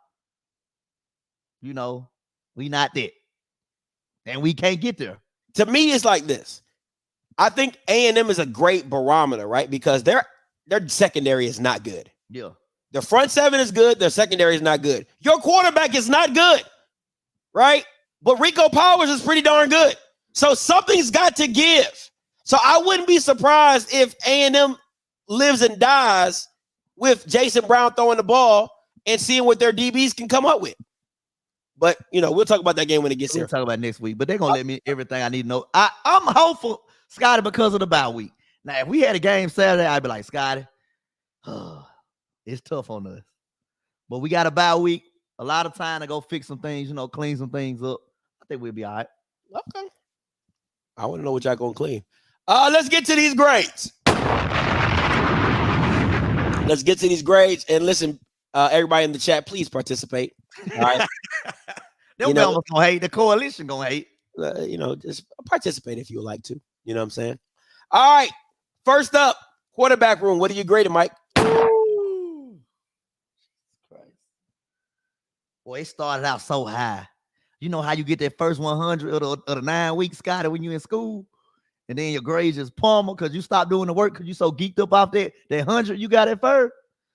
Oh, man, I'm going to have to go like C+. Wow. I'm going to go C+. Wow. Because we don't turn the ball over. It ain't like he throwing a whole bunch of interceptions across the field. I gotta give it a D. I'm in agreement with a lot. I'm giving it a D. It's not passing for me. It's average, but it's below average for me. So I'm gonna give it a D. If I was giving it like a legit grade, it'd be like a 68. He don't turn the ball. Like not a lot of interceptions. So incomplete. Not a lot of interceptions. So no, you don't. To me, it's not about the interceptions. I mean, yes. No, that's what got it. That's what got it to a C. Now it could be a D, Scotty. But I curved the grade. I curved the grade because he's a good student. He has to turn the ball over. He cannot talk a lot in class. He doesn't interrupt the class. So he's not. To me, he first of all, he's not good over 10 yards. Like I showed you after week 0. God, he don't interrupt the class. We gon' see. Now, if he was talking a lot, interrupting class, it'll be a D. 68. I'm giving it a 68. Yeah. You're not, bro. I'm gonna see you at summer school. I'm gonna go with C. Yeah. He ain't putting the game in harm's way, so he ain't doing. Yeah, I'm gonna see you at summer school, my boy. Running back room. A++++. Oh, them Bama's A+. Them Bama's, all of them, all the M's. It's like the only thing y'all hit on all season. All the M's. Mulligan, Marjorie, Miller, all the M's. Yeah, you gotta give him an A on this one. Even when Andre Hunt touched the ball. He a wide receiver. But he be running the little screens, the reverses. He do the reverses. He be getting B's on the reverses. I don't know. I don't know who giving out B's. There's no way you can give this running back room a B. No. You a hater. You giving out a B. Yeah, you can't give this. Yeah, A. If it ain't an A, it got to be an A+. It can't be none. It can't be none less than an A because they're the only thing keeping this team alive. If we're being honest, this team would be dead on arrival. DOA. If it wasn't for the running back room. A++. So got to give him an A. Ain't no if. That's one thing I know I can rely on, Scotty, from every Saturday. Yeah. We're gonna run the ball. Dale, Texas, and Jackson State running the ball. Thanks. Yeah. All right. Wide out room.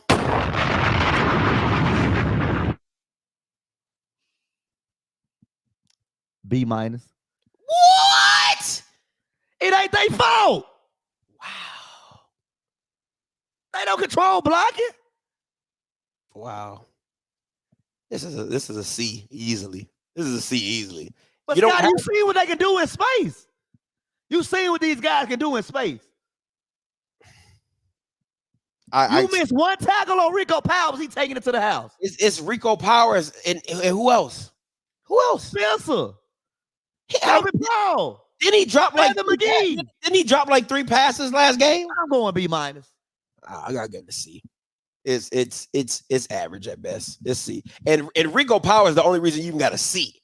If it wasn't for Rico, this is a D all day long.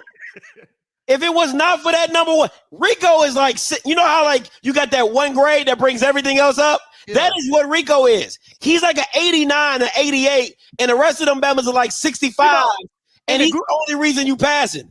Like in a group project, he doing most of the work. He doing most of the work. Exactly. It's a group assignment. It's not an individual assignment. So B minus. He is doing most of the work. For real. So shout out to Rico, man. That man over there holding it down for the group project. Shoot. This man gonna pick out one play. Ooh, Andre Hunter gets Southern. Hey, that boy got busy. It was one play. Like, come on, man. Like, against South Carolina State too. Man, you get them guys in space, them guys gonna get busy. For real. It was one play. Get them in space and watch what happens. That's wild. Offensive line.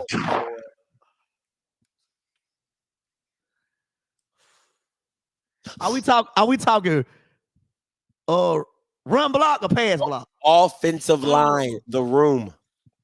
No, because as I recall, because I average out to see. If I recalled, somebody, a part of the coalition on your side, talked about how great this offensive line was gonna be. C. Oh, okay. It average out. D, pass block. B, run block. Average out to a C. Yeah, I'll give you that. I'll give you a C. I'll give you a C on that. I'll agree with that. Yeah, y'all run blocking is pretty legit. Oh, yeah, they moving something. Yeah, I'll give you that. Sled drill. Yeah. But I just want to be very, I just want y'all Bama's to remember of all the hype that y'all had behind this offensive line that was supposed to be so good. I'm just saying. The year is not over, Scotty. Okay. So, people just get better with the year, huh? We'll talk about that road. I'm ready to see that road. Just get better as the year goes along, huh? That's how it works. I didn't know that's how it worked. Still running the table. Okay. I didn't know that's how it worked. All right. Defensive line. Defensive line, I give them a B. B minus. It ain't our fault the defensive coordinator sending 3 people. That's not their fault. My question. You know what's funny, Mike? 3 against 5's got to do the mail. Can I ask you a question? It's real funny. For the number 1 FCS class, you got a lot of average ratings. I'm just saying. I'm just for a team, because if I did this for FAMU, it'd be a lot of A's. It will be a lot of A's. So I'm just asking for the number 1 FCS class. It's a lot of average grades getting given out. That's all I'm saying. Scott, it's not the end of the semester. You know. This is a perfect grade. B minus for the interior, D for the ends. It averages out for a C for me. So Adrian, you hit that right on the money. Interior is a B. The ends, D. Definitely. So I think he hit that right on the head for me. Linebacker room.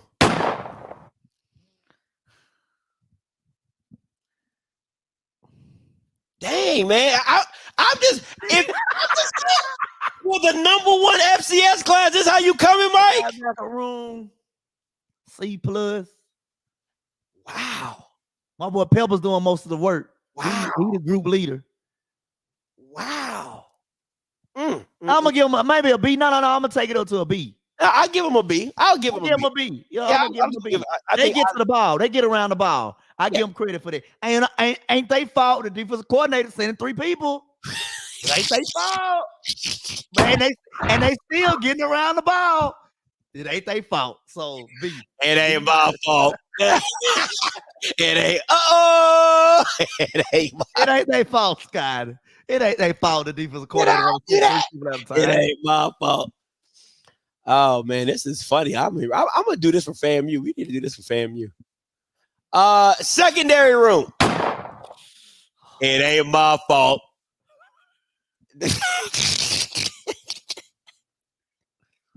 C plus. Oh, a plus. Shit. You got to be kidding me. A C plus? Hey, you see how I looked away when I said it, Scotty? Yeah, C plus. Oh, hell no. These men was getting a D. Flat out D. They are not passing the grade for me. These men was, somebody said a Z. Oh, man, these are getting a D. Absolutely getting a D. Absolutely. We got picks. Your picks have been tips, okay? Like half of them picks been tips. So let's not play that game. A lot of tip drill. So nah, just pure coverage. Giving you a D. I give him a C. Giving them D straight up D. But like I said, we got time to get stuff together. Oh Lord, here we go. Oh, here we go. Yeah.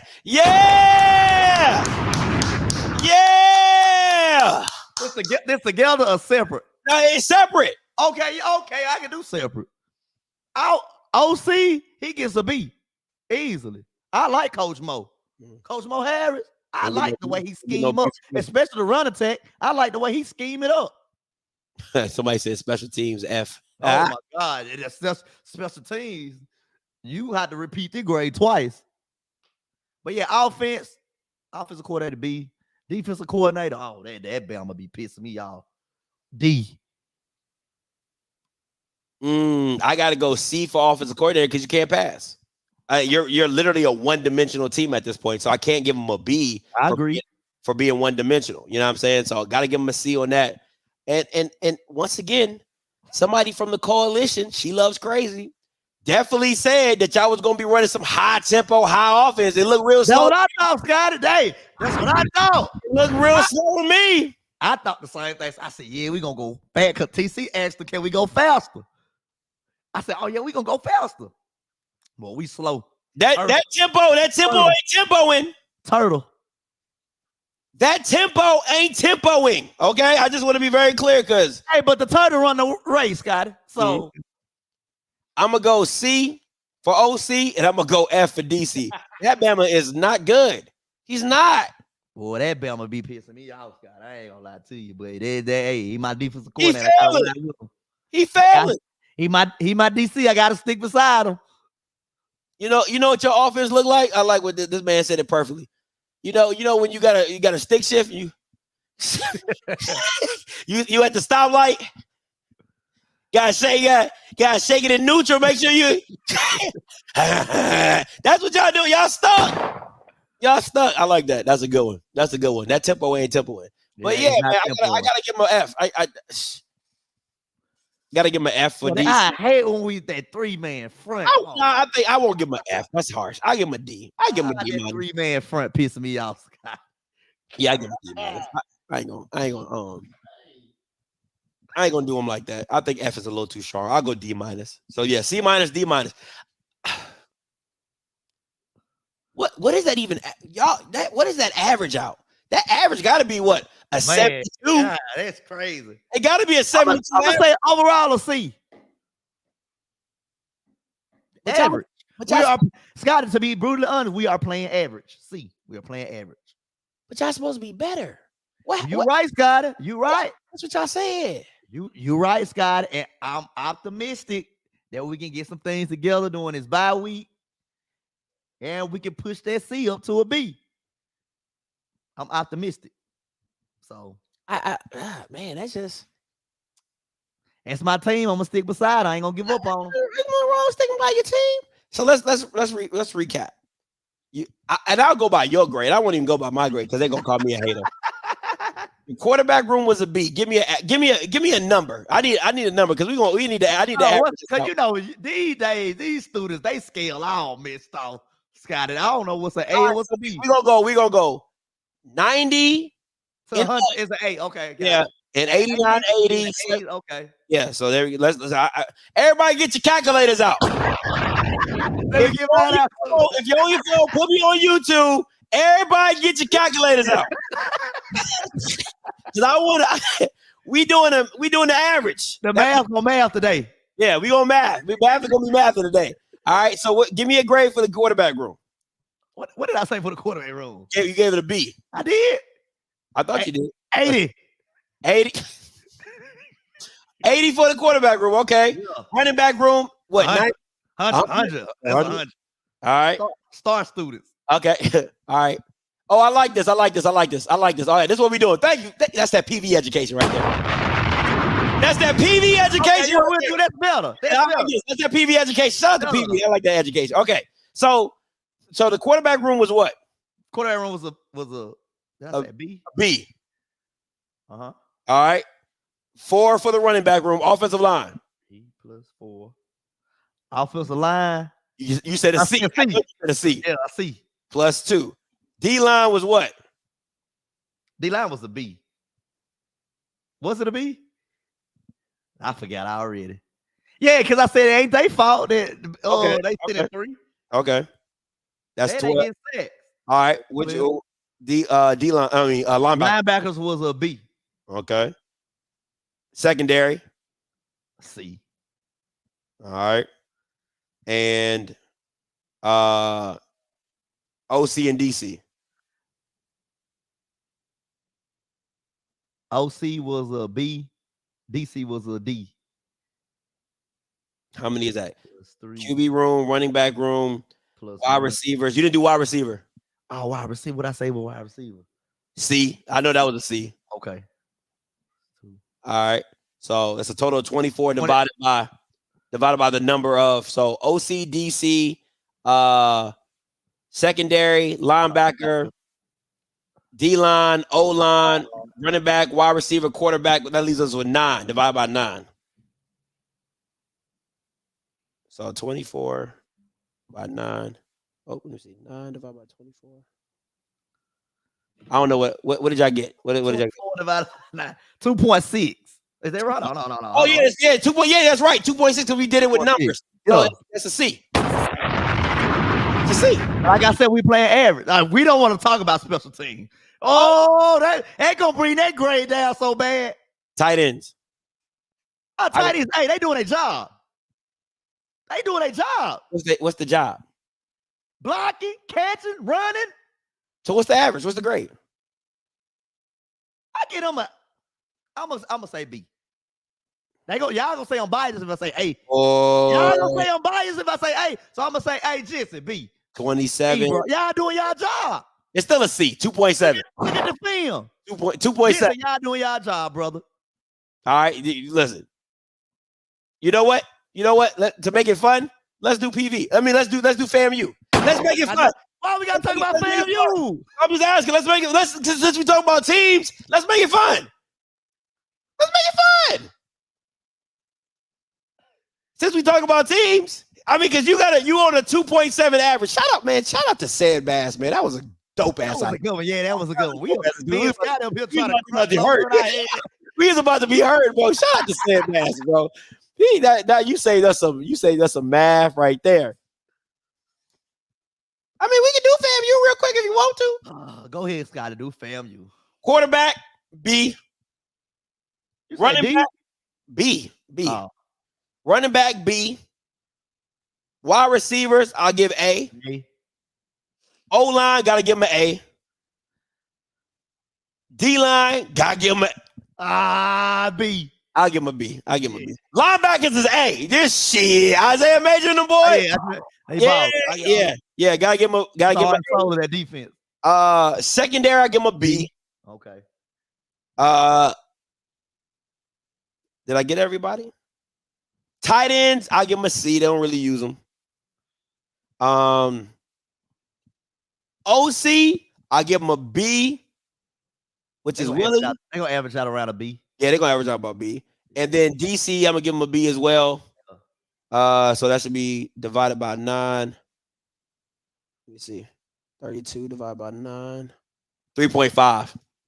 Adrian Cook, shut up. Southern a D. All the way around. Yeah, yeah. Yeah, let's do Southern real quick. Yeah, let's do Southern. Yeah, let's do Southern. Quarterback position. L. A C. D, Scotty. Come on now. Hair blood. If you're giving Jason Brown a C, you gave Jason Brown a B. You gave Jason Brown a B. Hey, I give him a C. Hair blood C. Plus the running back room, a C. C. O-line, C. Wide receivers, a C. D-line, a B. They got some guys on the D-line. Linebackers, D. A B? You said B? D. A D? Oh, I'm not going that hard. I'm gonna go two. I'm gonna go C for linebackers, C for secondary. Tight ends, a D. They don't even use Okay, them. here we now. That's why I want an offensive coordinator. Oh yeah, that's a C. C. He put up. Oh yeah, he hasn't been put up no points. I'll give him a D. Yeah, on that. D. Thank you. And defensive coordinator, I'll give him a C. I'm trying to think. People haven't been scoring on them very often. The defense has been holding up. They just can't put no points up. So Yeah, I ain't been putting no points up. I give the DC a B. Yeah. 20 divided by 10. Let me see. 20 divided by 10. Damn, that's a 2. Flat out 2. Flat out 2. Who's the worst coach in the SWAC? Outside of Lil Bill, and because I'm not Lil Bill's in a whole separate. It got to be Clarence McKinley. Oh yeah, he garbage. Got to be Clarence McKinley. I really don't even like talking about like coaches like that, but he garbage. Yeah, he I knew that at SWAC me today. Why way he was looking. Said do Valley.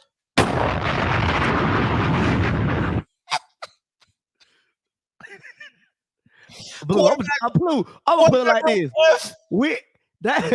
We let a D2 school cover a 23-point spread on us. You do that math. You do the math on that, Blue. Everybody in summer school. Everybody in summer school. Incomplete. Just incomplete. Yeah, incomplete. That's gonna be an incomplete, Scott. Incomplete all the way around. That was foul. That was foul, Blue. All right, last question for the call lines. Open up 518-263-8124, 518-263-8124. What's the ceiling? Scott, I've been praying and contemplating on this. I think we can get better. I think it's a lot of things we can clean up. First, we got to get healthy.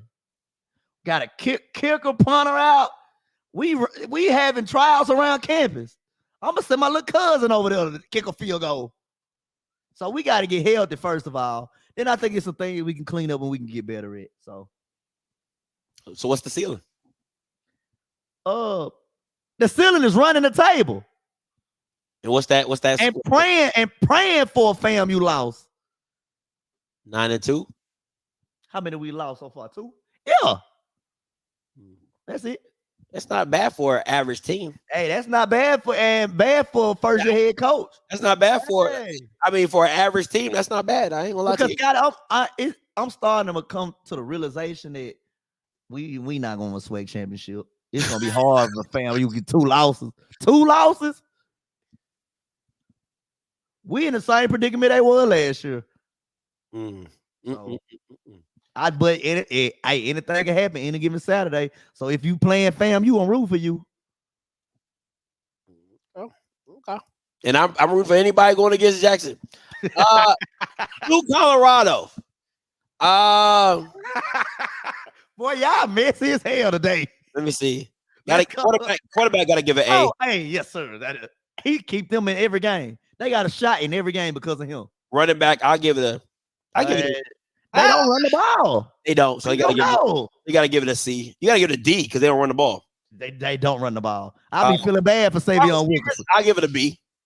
Scott, do you feel bad for Wilkerson sometimes? I do. I'm like, damn, get the boy the ball. Yeah. Wide receivers, I'm gonna give a B. O-line, I'm gonna give a D. Them boys. Oh yeah, they O-line. Yeah, it's over. D-line, giving a D. D. They not getting to the quarterback. Linebackers, I'm giving a D. Secondary, I'm giving a C only because of Travis Hunter. Only because of Travis Hunter. Because they'll get a D, in my opinion. If it weren't for Travis Hunter, it'd be a D. Okay. OC. You got to give him at least a B. At Yeah, least I was about to say a B for him. DC gotta give Oh him. no, DC no, he don't. You see how he was scratching his head on the sideline the other day? They kept showing him. Yeah, I'm gonna give him a 1. Let me see, divided by 10. Let me see, 17 divided by 10. 1.7.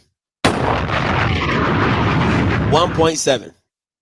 1.7. Wide receiver A. Hell no. Hold on. Do Dylan Edwards qualify as a running back or wide receiver? Wide receiver. I mean, he's a running back. He's a running back. Okay. He's a running back. And he be getting busy. Yeah. That's pretty much it. So I got a 1.7 for that. Scott, let me ask you a question. What's up? If you take the defense from Jackson State the past 2 years, is that a better defense than Colorado defense Absolutely. right now? Not even a question. I was talking with my homeboys about not even a question. Yeah. You can literally take all them jokers. Aubrey, put them Bama's against Oregon. Different story. Well, they still lose. They still lose. Different story. I'm just saying, different story. Yeah, they still lose, but it's definitely a different story. Jane Houston, woo, coming out the edge. Dog. Woo, I don't know, Scotty. With Nugget, totally different game. With Nugget. Scotty, I'm giving us a chance to beat Oregon with that defense. With that defense, Travis and Zay. With that defense, Scotty, I'm giving a chance. A chance against Oregon. Now I still think you lose bad because I'm giving them a chance. Because you don't have no girth up in the front, no homo. You don't got no girth in the front. Like you got James. It all depends on what year you're talking about. If you're talking about year 1 or year 2, if you're talking about year 2, I definitely think I definitely think your D line is gonna get work. Yeah. Other than Devontae Davis, you know what I'm saying? Since we want to get some Power 5, can we could combine them? Let's combine year 1 and 2 defense. Come on, bro. You trying to do whatever you can. I would go with year 1 because of James Houston. Okay. I would go with year 1 because you had Coinus, you had James, you had Keontae, you had Aubrey. You know what I'm saying? What a time to be alive. Man, that with Nugget, with Zay, with who else was on the opposite side of Nugget? San Antonio, I think it was Holmes. Yeah, it was CJ Holmes. Yeah. You know what I'm saying? Still had Cam, had Huggins, you had Higgy. Yep. Huggins. So I mean that's a nice little squad. Hey. You know what I'm saying? So yeah, I'm taking that year one squad. You might want to take year 2 receivers though. Your year 2 receivers over your year 1 receivers, but you still lose. But it would be a good game though. It definitely would be a good game. It probably was like 45-21, something like that. 45-21. I'll give it that. Yeah, but that's what it is. I just had to bring it up. Let's talk about this. He said Mike just want to draft a swag all-star. Facts. Listen, I think the only guarantee in these games is week 7. I think week 7 is a guarantee. I give it. The road got a little bumpy, but we still it was a little turbulence on the road against BC, but it's still pedal to the floor, seat laid back. What you listening to? Hold on. Al Young too. Yeah, Al Young too. Appreciate that, D. We got a long way to go and a short time to get there. And I'm telling you, them 2 Alabama schools are going to be hard games. They're going to be hard, especially this is the thing that you got to worry about. If Alabama State gets rolling with Damian and they get more comfortable with him at the quarterback position, if you were walking in there with Demetrius Davis, I'll tell you when that game with your eyes closed. I would literally tell you when that game with your eyes closed. But week 6 against Alabama State with Damian Stewart having a couple starts under his belt. Homecoming. No, you ain't finna come beat us on the homecoming. No, sir. The energy gonna be so live. Woo, 60,000 blue and white pom-poms in unison. No, Scotty. I don't care who they bring with them. Dog, I'm telling you right now, that will probably be the hardest defense you face until you get to all. I get this, Scotty, but it's homecoming. We're gonna find a way to pull it out. It's gonna be close. We're gonna pull it out. Let me see what Alabama State does for the next week, and we're gonna make a wager on that. Because who they play next week? Who they play Saturday? I don't know who they play. Let me see. I know they got the Back City Classic should be coming up pretty soon though. Let me see. Anybody know who Alabama State play? Let me see. They let you know nobody care about them. Grambling. They play Grambling. Oh, no, I'm sorry. I'm a little early. Boy, don't. No. They play Bethune. No, I'm sorry. They play Alcorn. I'm sorry. Oh, wow. That's a good game. So it's Alcorn, Bethune, then y'all. So, yeah. Okay. Chill out, Mr. Buggs.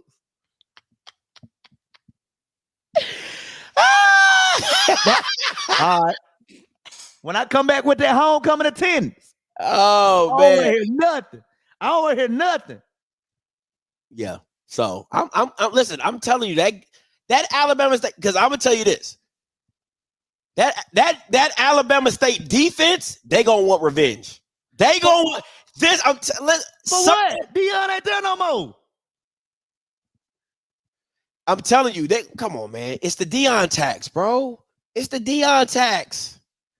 It's the Deion tax. I like the Deion tax. I'm telling you, they gonna try. No homo. They gonna try to tax that ass, bro. That defense is.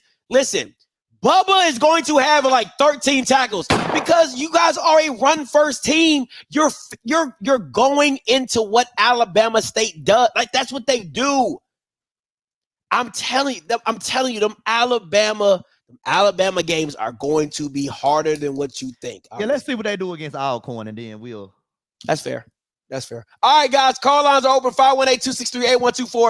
518-263-8124. I'm just saying, man. It's definitely going to be very, very interesting as it play out. Watching you guys against Bethune, because remember, styles make fights, right? Styles make fights, and I think the two styles of the Alabama teams, they're going to give you problems. They're going to give you fits, because I don't think they're going to allow you to do what you do well, which is run the ball. That's where I'm going at with that. I just think they won't allow you to do that because that's your strength. So you're going to have Jason Brown have to beat you, and I don't see that happening. Didn't they lose a Southern? No, they beat Southern. They beat Southern 14-10. Yeah. So I mean, it just is what it is. Who they lost to? They lost to Fam. Oh, okay.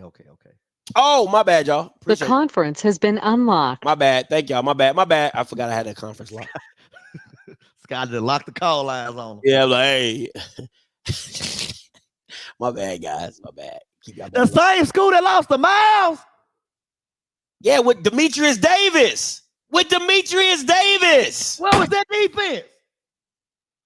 With Demetrius Davis. Where was that defense? Mr. D, coming to you. What's going on? What's going on, Mr. D? Mike Reed, what's up, dog? You got scared, huh? Scared of what, Mr. D? Look, man, let me tell you, if it wasn't for Little Bill, Scotty, you got the theme song from the show. I wish you can play that when you have his picture up. Look, if they lost this game because of bad coaching, that boy caught that ball inbound. Facts. And they refuse to call a review or throw the red flag. And then when you didn't get it, you still had 2 downs to go to get 1 yard, and then they're trying to pass instead of running. You lost the game because of Little Bill. But I'm going to say this right now. I told you, Bethune-Cookman has a scrappy team. That's how they play. That's the bottom line. You did. And you were right.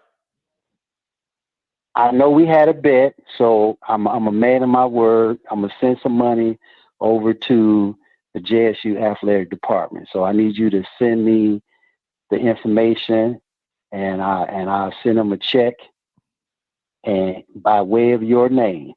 Gotcha. Okay. Okay, and you're right. They are. You're gonna lose on that. Huh? Bethune is a scrappy group. I tip my hat to those guys. They came to play. And guess what happened? That scrappy group now laid out the framework for the 2 Alabama teams to whoop you. You're gonna lose these next 2 games. I'm telling you, those 2 games with A&M and ASU, you're gonna lose.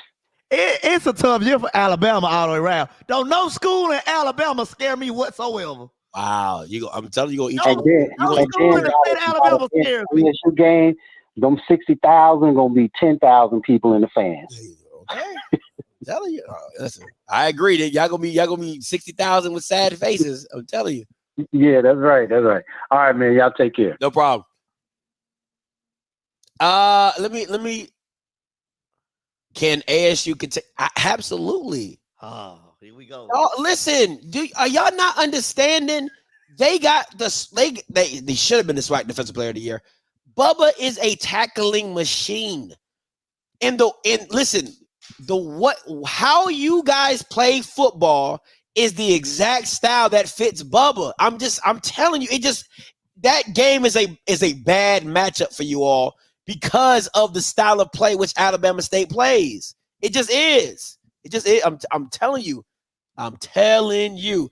Let me see. Mr. Sergeant, coming to you. What's up, Scotty? How are you, brother? I'm doing good. Talk to me. All right. So, Mike Reed, I got to give you some tough medicine. You ready? I'm ready for it. All right. 6 and 5 is the ceiling for your team. You got a first-year coach, man. I told you that at the beginning of the season. You got a first-year coach, and the standard is the standard. So we lose 3 games? All right. Next thing up. This weekend, we saw every single team in Colorado get dragged.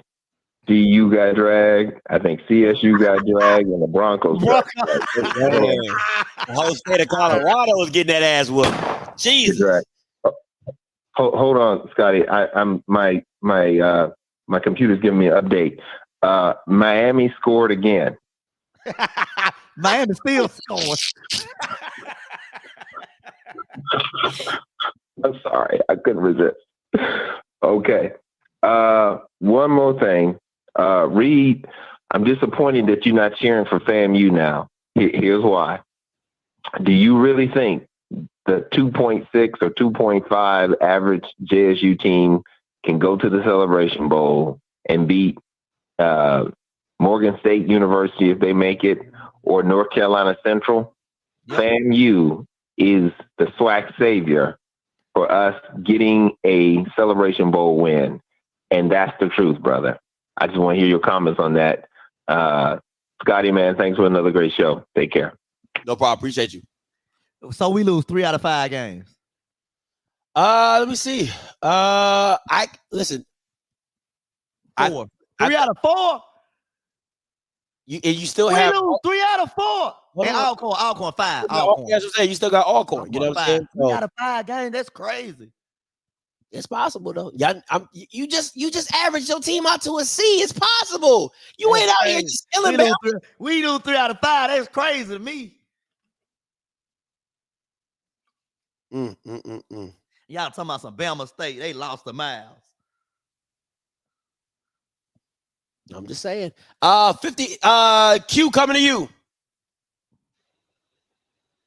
Hey, what it do, Mike? What it do? My boy. What's up, Q? Hey, look, hey, Mike. I'm gonna be honest with you, man. If we goddamn keep Jason Brown the quarterback, we might lose all 5 of them bitches. I was at the game. Hey, shit, I was at the game. The goddamn men and women talking shit like, damn, TC started like doodle over there. Now, man, trying to get his ass out the game. All them goddamn dudes wide open. He getting hit so much. He seeing shit out there. They put some accident. We want some glasses or something, man. Cause he missed some wide open man and shit. Don't know he want to run or throw. And then 4th and 9, your dumb ass on goddamn trying to slump. Shador run faster than him. Shit. The woman said, goddamn, I ain't gonna. The woman said, hey, the wife say, if we lose, we don't have no fans. Cause the woman said, man, I ain't come here to see this shit.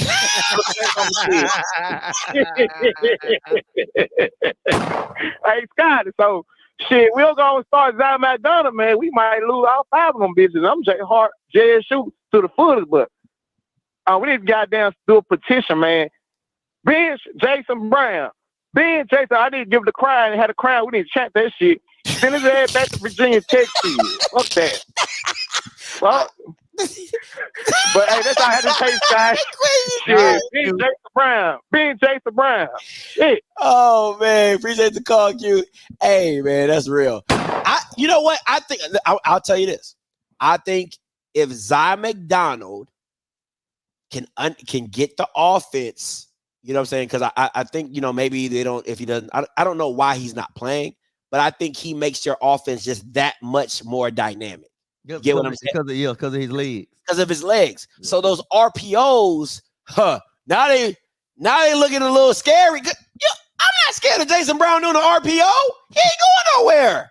He got 2 knee braces on, you know, looking like Bionic Man. No. When you said it, I thought of Forrest Gump when he had them braces on trying to run. You know what I'm saying? Ain't nobody worried about him. Yeah, he got them old lineman knee braces. Ain't nobody worried about him. You know what? That's a good question. Who has the better arm? I would say Jason has. Yeah, I'm gonna say Jason Brown with the better arm. How he uses it, and I think that's why he's still starting. He has the better arm. That's fair. And Zy McDonald only 5'5", so and that's on a good day. But he does. Hey, I think we still should have more packages for him. Like, give him some more plays. Give him some more plays.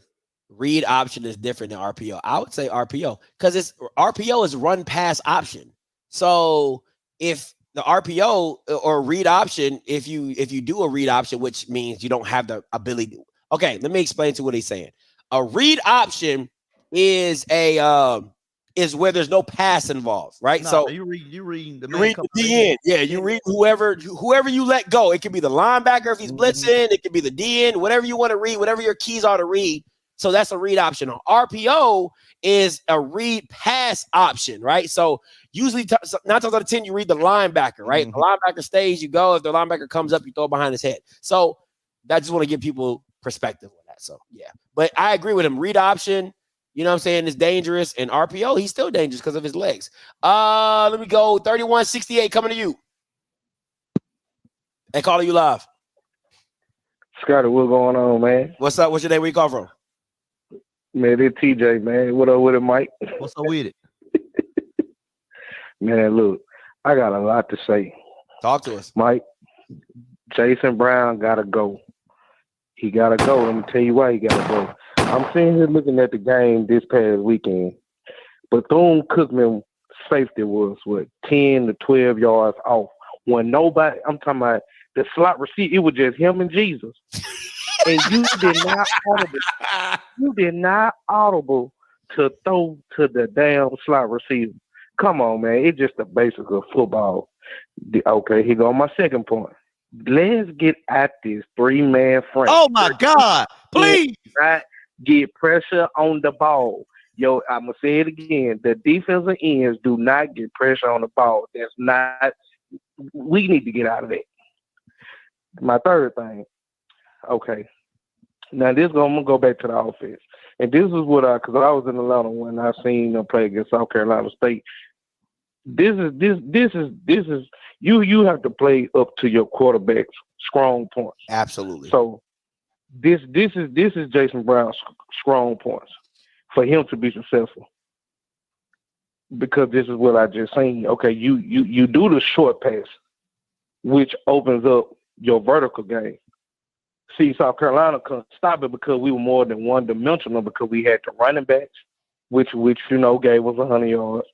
When we went short pass, okay, we started seeing them safeties come down. And that play action. You know what I'm saying? Yeah, that play action killed them. Exactly. We went to that play action and it opened up the vertical game. So tell me this, guy. Why in the hell is we doing? I don't know what we doing, bro. Please explain to me what we got to do. So for me, so I agree with you. You have to play to your quarterback strength. And your quarterback strengths to me is play action. That's like he has with play action 9 times out of 10, it's you suck those linebackers up or you suck those guys in, no homo. And then No, well, and then you're throwing behind them. You know what I'm saying? So I think you have to incorporate play action. But the thing for me is that I don't think he sees it sometimes. Like and that's what I was telling Mike in week 0. It's like it was scot free. It was just nobody around the guys he was throwing to. So it was an easy pitch and catch. And I don't think that he's seeing the game the same way. But I would say this. You need to roll the pocket more. You need to get up. You need to make like easy reads, like flood concepts and spacing concepts. Add some motion so you can get guys in motion and then make the reads even more easier. Like I know you, since you're a Jack State fan, you remember those days where Shador was sending the running back out in the flat? Yeah. That was hot. So what? That was so hot. So what happens is once he calls hiking, the running back goes out. If the linebacker follows the running back, the receiver replaces the linebacker. So if the linebacker don't go out, you give it to the running back, right? And then the receivers are blocking. If the linebacker goes out, you hit the slot guy because he's just replacing him. So those are just easy reads that you give Jason Brown to get going and things like that. And I'm not seeing that from the play calling. That's all, just little stuff. But see, this okay, and I got one more point. It just came up on my mind. This another thing that I want our offensive coordinator to stop doing. Stop putting Jason Brown in these damn RPOs. That's not his game. He's not gonna run the damn ball. He's not gonna run the goddamn ball.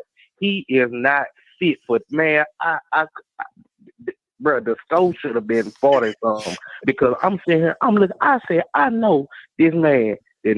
Why didn't he just pull the ball? Yeah, we had design runs for him. I'm like, what the hell? Why are we having design runs for Jason Brown? Man, listen. I'm like, yo, you got a quarterback for it. Give Zach McDonald on an RPO. Listen, like the linebackers, they over pursue the ball, or the defensive ends, they over pursue the ball. You ain't got to do them but run, bro. Come on, man. Well, you gotta understand when Zach McDonald gets in the game, that changes your whole defense. Now I'm not telling my backside DN to crash. I'm telling him to stay wide so he can get so he has to watch his keys to get the quarterback. You get what I'm saying? So when Jason Brown's in the game, I'm telling my linebacker to scrape over the top, and I'm telling my DN to crash down hard on the running back. Well, when Zai's in, you could do that, right? But you could do that. You could have your DN crash and have your linebacker scrape over the top for the keys. But I would just tell my DN to stay wide, so he has to get even wider to get around him. Then my linebacker should have time to get over there, and my safety should be coming down and things like that. So that's how I would play it. So you got to understand, as soon as McDonald gets in the game, if I'm a defensive coordinator, I'm calling timeout and changing up my whole scheme, because now I'm telling them, hey, listen, we're not crashing no more. Stay wide on that backside. So if for the bootlegs and all that type of stuff.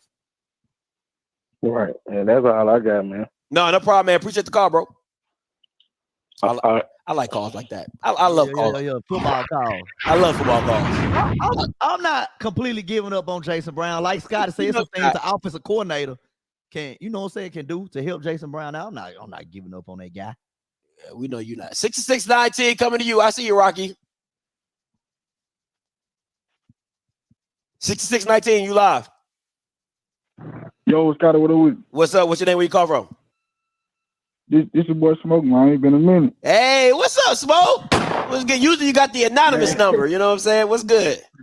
Yeah. What's up with it, Mike? What's up with it, Smoke? Hey, look, Scotty, man. Look, I've been had this question on my mind. I'm kind of pissed because a lot of people done took it from me, and then you guys brought it up. But I was talking to I'm not sure if you know who. Are you familiar with who Deuce McAllister is? Who? Deuce McAllister. Yeah. Deuce McAllister. Yeah, the running back from the Saints. Yeah. Yeah. He's a good friend of mine. We were talking. Now, if you don't know, I think Deuce, I don't know if he was coaching at Ridgeland High School when Zach McDonald was there or not. But we were talking. I told him I would ask you because I know. When I have a question like this, I know I come in. So Saturday, I witnessed a lot of things about our offense. We're not up the tempo that I thought we were going to be at. We're very, very slow. Exactly. Jason Brown sucks. If you ever watch SpongeBob, there's always this random guy in there. He's like, "This guy stinks." No, when we talk about Jason Brown on here, You need to put that sound on here, and when somebody says about this sound, the sound is gonna say, "This guy stinks." I got you. I know exactly. I love SpongeBob. I know exactly what you're talking about. It's always like a crowd of fish and then one random person in the background. I know exactly what you're talking about. I got you. I'm gonna get it.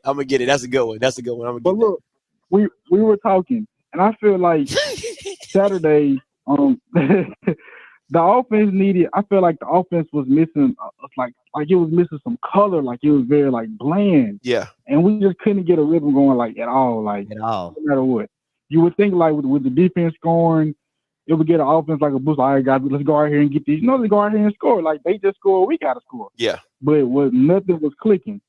And me and Hill was talking. We just feel like when the offense is like that, when nothing is going passing wise, I feel like Zy McDonald or Philip Short, because a lot of people don't know about Philip Short. Zy McDonald or Philip Short. I would rather prefer Zy because like he has, man, Zy can go. I feel like Zy deserves at least one or two, whether it's an RPO package or it just be a straight option package between him and Irv. I feel like Zy deserves a package. It don't matter what kind of package it is. I'm not a fan of packages, right? Because this is the reason why I'm not a fan of packages. Because if Jason Brown is in a rhythm and you throw a package in, you know what I'm saying, then that could mess up that rhythm. If Jason Brown's not in a rhythm and Zy McDonald comes in for a package and he does well, then you're like, now you have a quarterback controversy. And it doesn't help any. You get what I'm saying? So you have to pick a guy. That is my issue with OCs. You got to pick a guy and you got to roll with that guy's strengths. Me personally, I'm rolling with Zy McDonald. Athletic quarterbacks in the SWAC do well. That just is what it is. If you watch Damian Stewart against FAMU, you saw with a guy with mobility what he could do and what the possibility is, right? The only thing is now, whatever limitations Zy McDonald has, you got to coach around him. So you know what his, the coaching staff, of course, knows what his limitations are, but you got to figure out what those are and coach around him. But I think Zy McDonald should get an opportunity to show what he can do. I just don't know if you do that against the Alabama schools.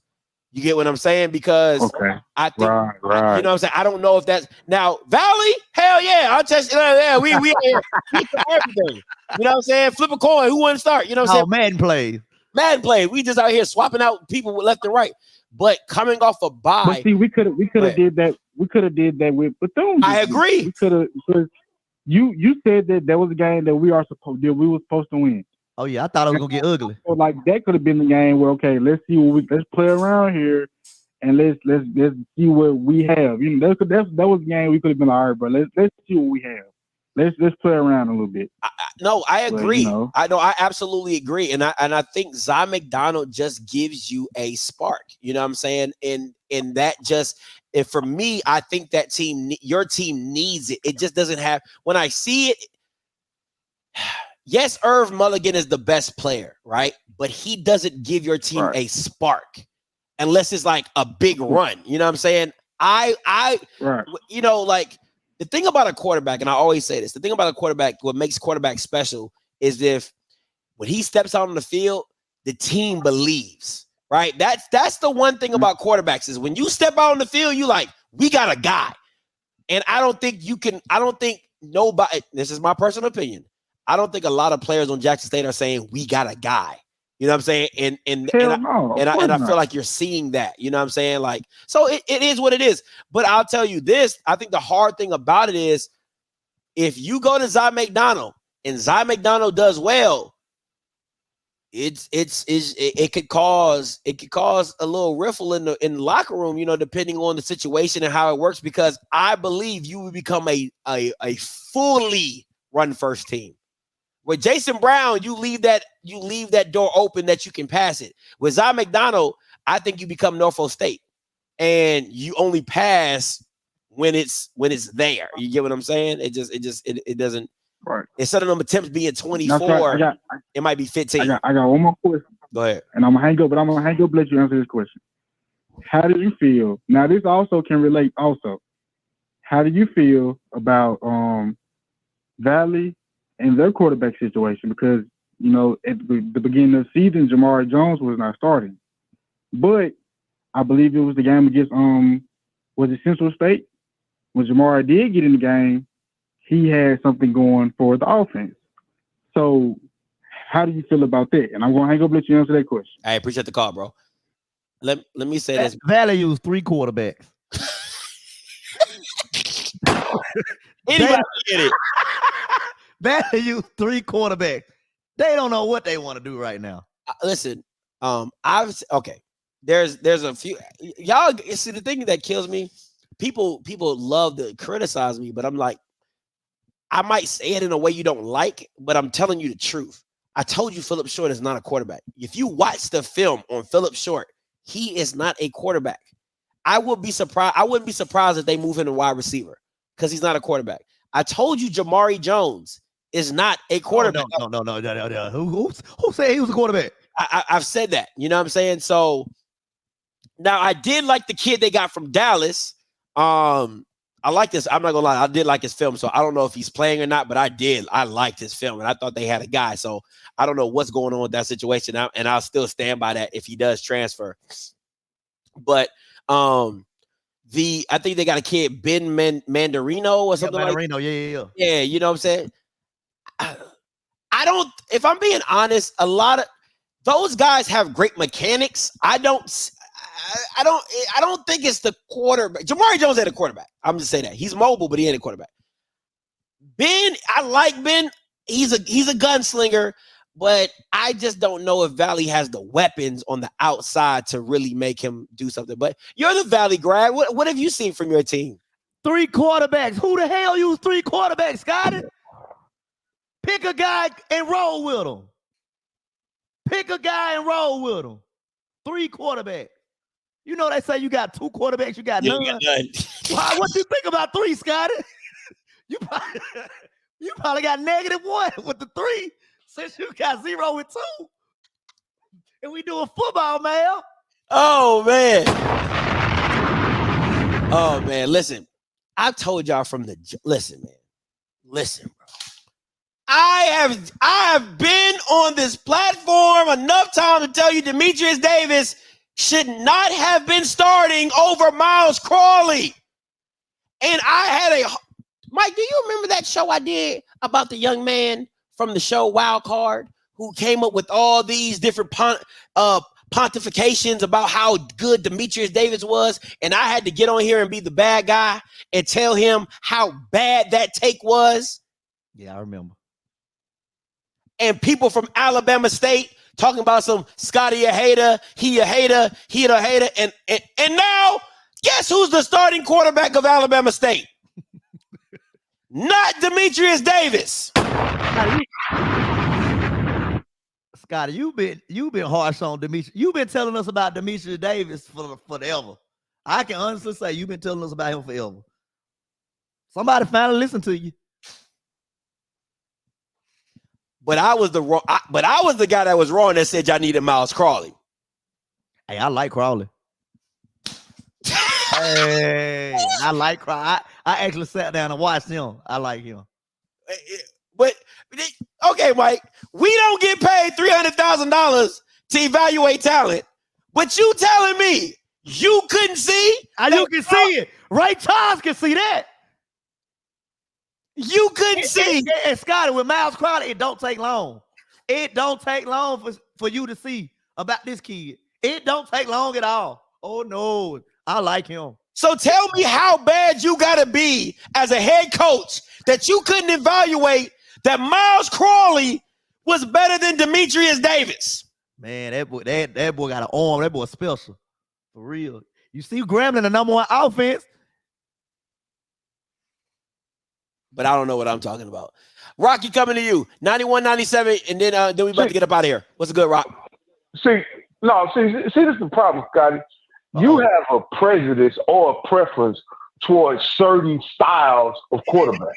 Like, I saw Demetrius Davis in high school, and if you ran the type of offense that they ran in high school, he can function in that offense.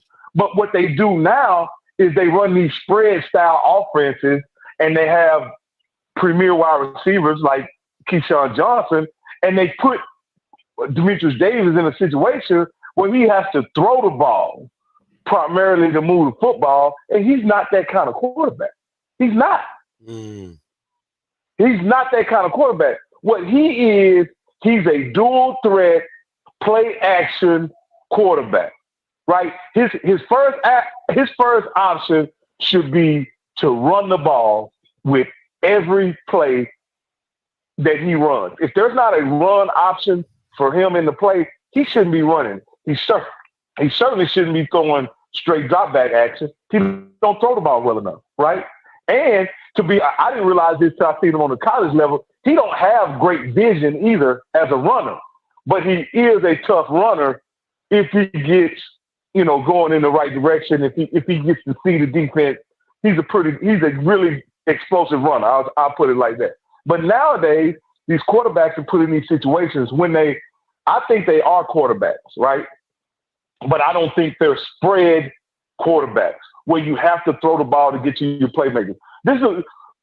Hey, Scott, Mike, I was cheering for Jackson State because it saved my weekend, bro.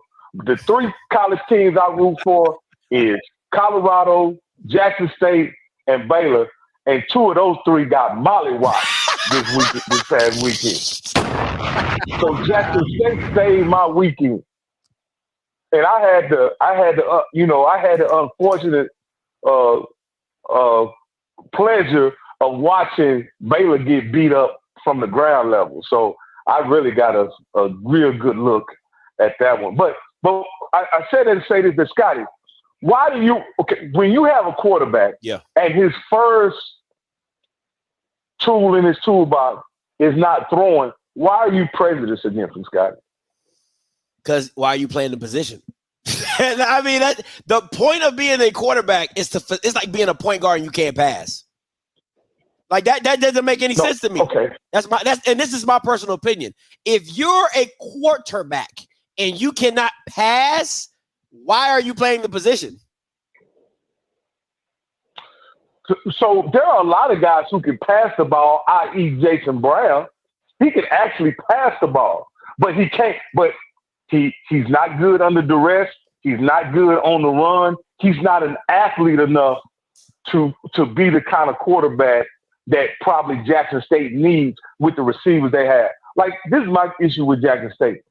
They don't have the receivers they had the 2 previous years. Of course not. And they still want to run that same offense. What they probably should do is go with a more run-first attack. Absolutely. Completely change their identity offensively, right? Get some tight ends, some H-backs, some guys in there, and let Zy McDonald and Mulligan go to goddamn work. You understand? That's what I think. But for whatever reason, TC, because you got to agree, Scotty, that the identity of the team changes once you go with Zy McDonald.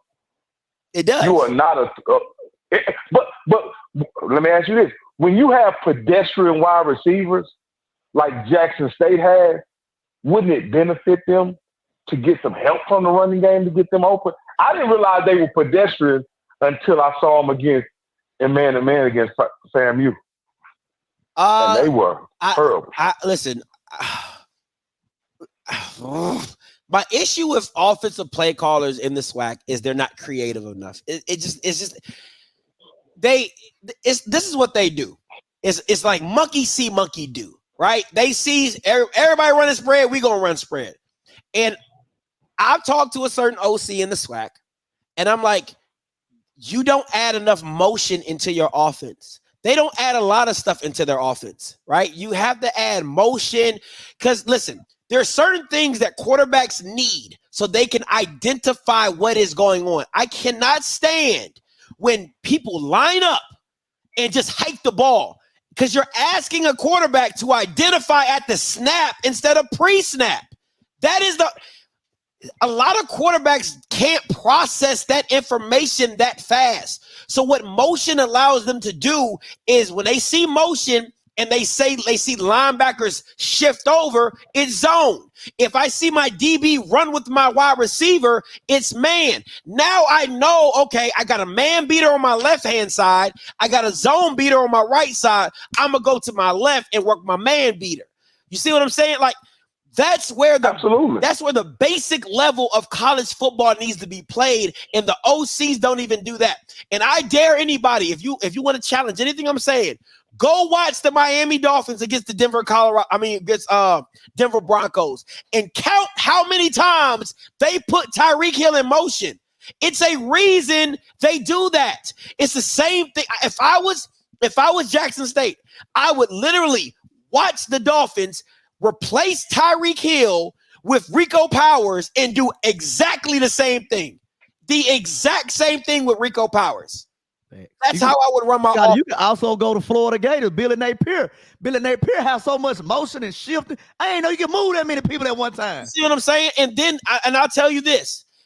To put Gents Riley hand in the dirt is the dumbest thing you can do. The kid is 6'5". He's 6'5". He's like 220. He played wide receiver in high school. To put that Bama's hand in the ground and make him play on the line tight end is the dumbest thing you can do. Put that Bama in the slot, have him go to town on them linebackers and safeties, and let him do business. It's so dumb, man. I can't stand when people try to make people into things that they're not instead of going to their strengths. I cannot stand it. Yeah, and I also say this, Scotty, a lot of times when you watch the SWAC, like I say, I only been watching the last 3 years, so it may be before 3 years ago, y'all may have been doing it a little different.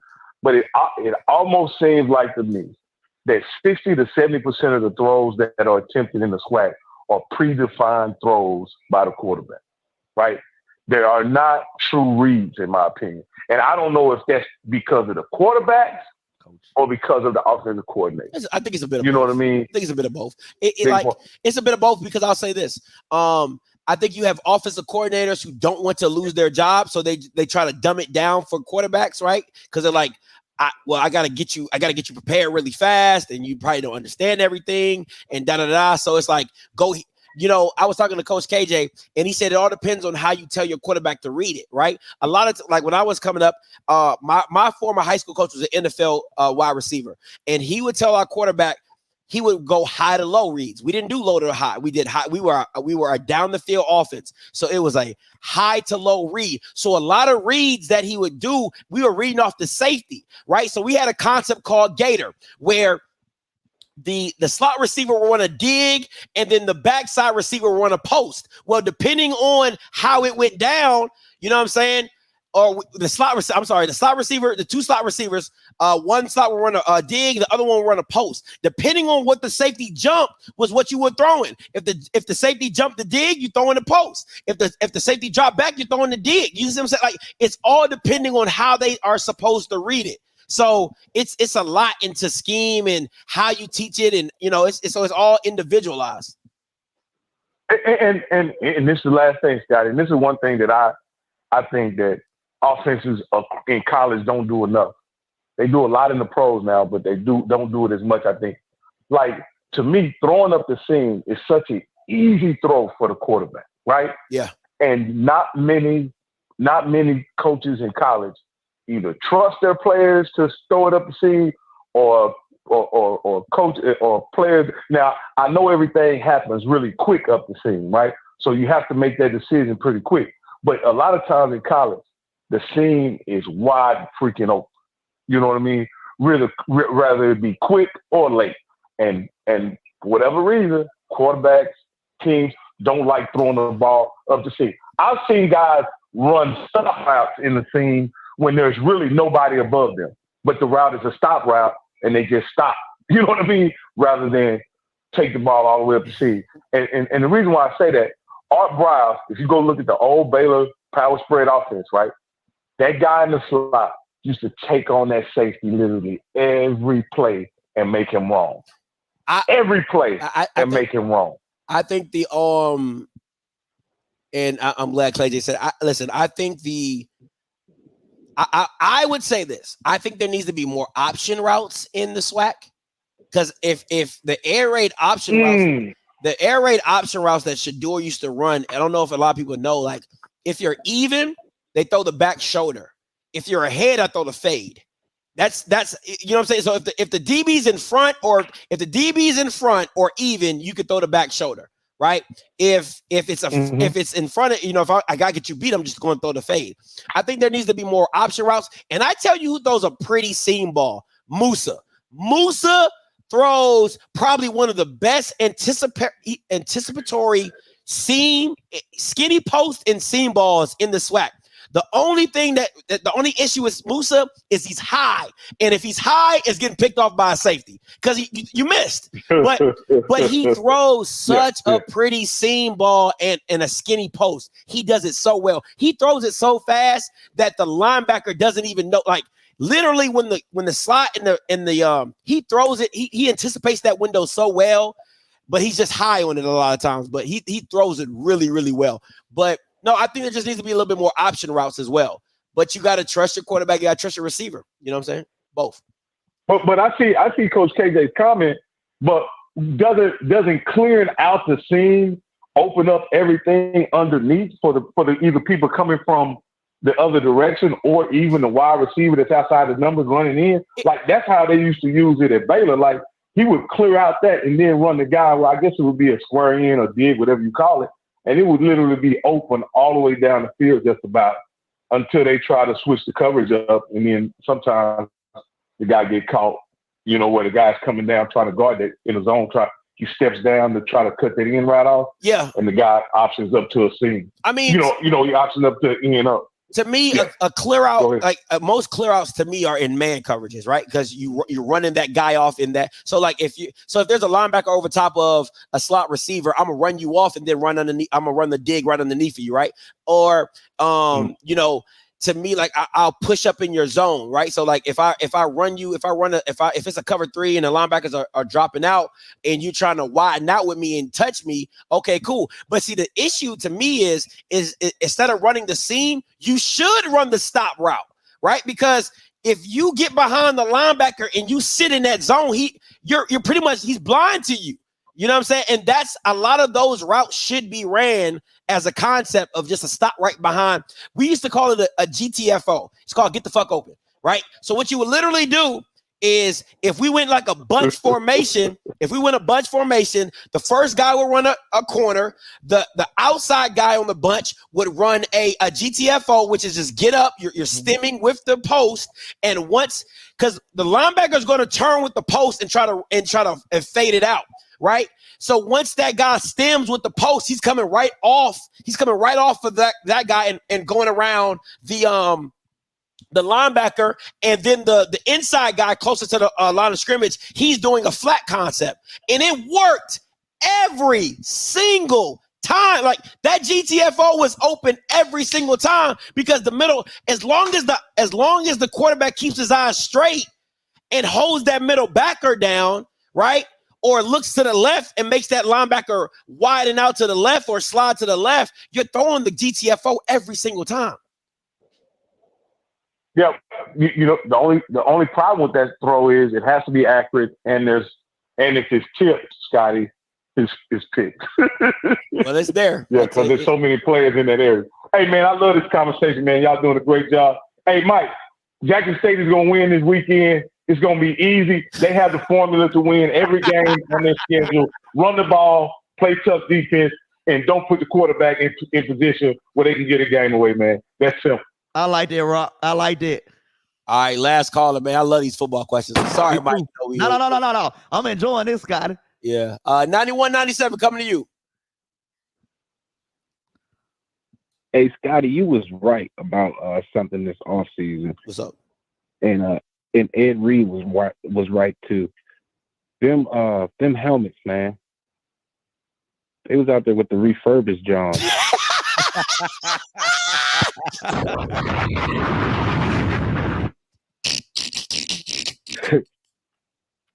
but nah, man. Back to the football. I think one of the position groups that's really getting a pass is that secondary, man. on third down, Jackson State just seems to always give up that that 9-yard pass on 3rd and 7. And it's always, to the same area of the field, right outside the numbers on the sideline. A lot of times it's either a curl or a comeback. Nobody's talking about it because the offense is struggling. But then again, the time of possession has been even in a lot of their games because that defense cannot get off the field. So I think that's another thing that needs to be watched. Last thing that I want to talk about, I'm going to get a little messy, like Brandon Marshall say. Jackson State fans were pretty frustrated. I've seen the main Jackson State channel. They was really grieving it out on Monday night. Mike, were you there? No. I didn't tune in Monday. I DJ on Monday, so I didn't tune in Monday. It's the way I tune in tonight to see what the temperature is over there. Yeah, man, that temperature was pretty funny. But I will say this. That man Zoe, man, that's a real nigga, man. Nah, he a real Nah, that's my guy. Yeah, Zoe, I have a lot of respect for Zoe. I have a lot of respect for Zoe. Man, because as soon as they got to complaining on the coaches and shit, you just see Zoe screen go black. Nigga got off. So, man, that's fine. Hey, man, appreciate the call, boy. You stupid. Oh, man. Oh, that's funny. The conference has been locked. Scotty, would you say a lot of offensive coordinators in the swag are lazy?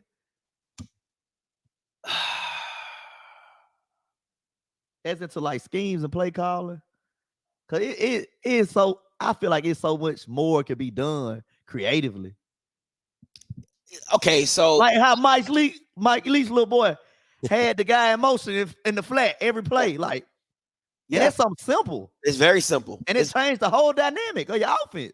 But okay, so play calling, it's a very, like, as much as I know we like to just, it's a lot because you have to understand your players, right? Because let's be honest, a lot of players don't understand the playbook. A lot of people don't get that. Like a lot of people, like a lot of you guys will be like, oh man, this guy's so talented, but does he know the playbook? So can I call certain plays because he don't understand it, or he don't know how to run it, or he only can do something in this form or in this aspect, right? I was always the guy. I love the playbook. So I knew everybody's routes and I knew why everybody ran what they ran. You don't have a lot of guys that go into college and understand the playbook of what you're trying to call. Now, if you have guys that understand the playbook, but let me flip it back on the other side. You got to have an OC that makes it easy, right? Like you gotta, if you know you got to dumb it down. You know what I'm saying? You got to, sometimes you got to dumb it down. You get what I'm saying? So it's just, sometimes you got to dumb it down and make it easier to digest. You know what I'm saying? Because I know a lot of people, I remember when I talked to a couple of kids from Grambling last year, they said Hugh Jackson had like NFL verbiage in his calling, and the kids couldn't pick it up. They simply could not pick it up. You know what I'm saying? So you have those type of things, right? So that's why you have the Oregon, the pictures, and you see all that, the stuff on the sideline, and make it easy for them to understand it. Listen, I think certain things you probably can't run because you don't have the personnel. Yeah, exactly. Understanding. But I do think there are some basic fundamentals that can be added into any offense in the SWAC and make it a lot easier for what you do. Like if I was going through the teams and I would just tell you like what my opinions of what it is, right? Alcorn, Nico Duffy needs to be on the field more. Oh yeah. Period. That ain't even nothing hard. I got to figure out a way to keep Nico Duffy on the field with Jarvion Howard, right? Jackson State, got to figure out a way to get Rico Powers the ball more. And Seven McGee. And so that's bubble screens, wide receiver screens, tunnel screens, that's motion, that's going empty. Listen to me now. That's going empty or going under. Nah, it ain't going to go under the center. But that's, I'm like, y'all ain't going under the center. But that's going empty, motioning Rico Powers to the backfield, and then boom, doing a toss to him. Yeah, something simple like that. Yeah. Simple like that. You know what I'm saying? getting him the ball more. If I was Alabama State, is you got to find another receiver outside of Keyshawn Johnson. Oh my God, you got to find somebody else, right? The real Keyshawn Johnson. You know what I'm saying? Who else would I? FAMU. I don't really have to. I think you got to get Musa comfortable quicker in the game, like shorter passes, like wide receiver screens. Yeah. Like get him going quicker in the game. Like he the way he started the North Carolina game is how he should start every game, right? With quick passes, getting him in rhythm, boom, boom, boom, boom. You know what I'm saying? Having easy reads, sitting the running back in the flare, and having him read the linebacker. Because I'm telling you, you're talking about somebody that can throw that seam ball. Musa can throw that seam ball. Southern, you got to stop doing verticals. Jesus Christ, you got to stop doing Four vertical. That's what they run, Scott. Every play, 4 verticals. Deep ins, deep outs, deep hitches, deep curls. I'm like, yo, stop doing that crap. How Southern started the game against Alabama A&M is how Southern should play all season towards Harold Blood. Quick passes, 1, 2, 3, get the ball out. Get the ball out. Boom, boom, get the ball out, right? Stop all that deep stuff. And then the thing about it, even with Gary Quarles, you got to get Gary Quarles out in space. Stop sending him up the gut all the time. Get him out in space. Put him in the slot. Do whatever you can. Get him out in space because that kid out in space, he's a problem. He's super shifty, right? Who else? PV. I don't. To me, it's they gotta catch the damn ball. Yeah. Like the receivers just dropping passes. Trayvon's making good throws. He's making good reads. Sometimes Trayvon just has one play. You like, what the fuck were you looking at? You know what I'm saying? He'll give you one of those, but overall, he just makes solid decisions. You know what I'm saying? He just makes solid decisions and doesn't put you in harm's way. UAPB, Jalen Macon's that guy, but you gotta shorten up the game for him, like go short to long, you know what I'm saying, and get some more motion. A lot of it's just simple, just getting the guy. Because the thing about it is this is the biggest frustration for me when I watch offenses in the SWAC. If that DB is playing 9 to 10 yards off, exactly. I already know where you're going. The smoke route every time. Every time. I don't understand why they don't do that. I'm literally down, said hike, boom, going the smoke route. Colorado would kill you with it all game long. Hike. That's all I'm doing. And then once you start to sneak up, pump and go. I'm going right over your listen, guys, I'm telling you right now, go watch the Incarnate Word and PV game last year and tell me Incarnate Word did not throw 15 of them jokers with Lindsey Scott. That Lindsey Scott threw over 4,000 yards, 3,000, whatever he threw over. Go back and watch the Incarnate Word game, and I promise you he threw 15 smoke routes, at least 10. He threw at least 10 smoke routes against PV because they played 10 yards off. And it's just like a run. It's literally just like a run. If you tackle me, I can fall forward for 4 yards. And if you miss the tackle, I'm gone. That's the type of stuff that pisses me off. I'm like, why are we even making this hard? Exactly. Throw the bubble, throw the smoke. It's there. So yeah, but anyway, man. But last thing on you, what you got? What you got before we get up out of here? I ain't got nothing. Unlike PV fans, I will be at the State Fair Classic game. So I will help y'all attendance, PV. Who you going for? I like Grambling offense this year. Yeah, it's nice. Yeah. But I'm neutral because my boy Caleb Johnson playing for PV. He said they good in the West. So I'm trying to find out. So far, they good in the West, Scotty.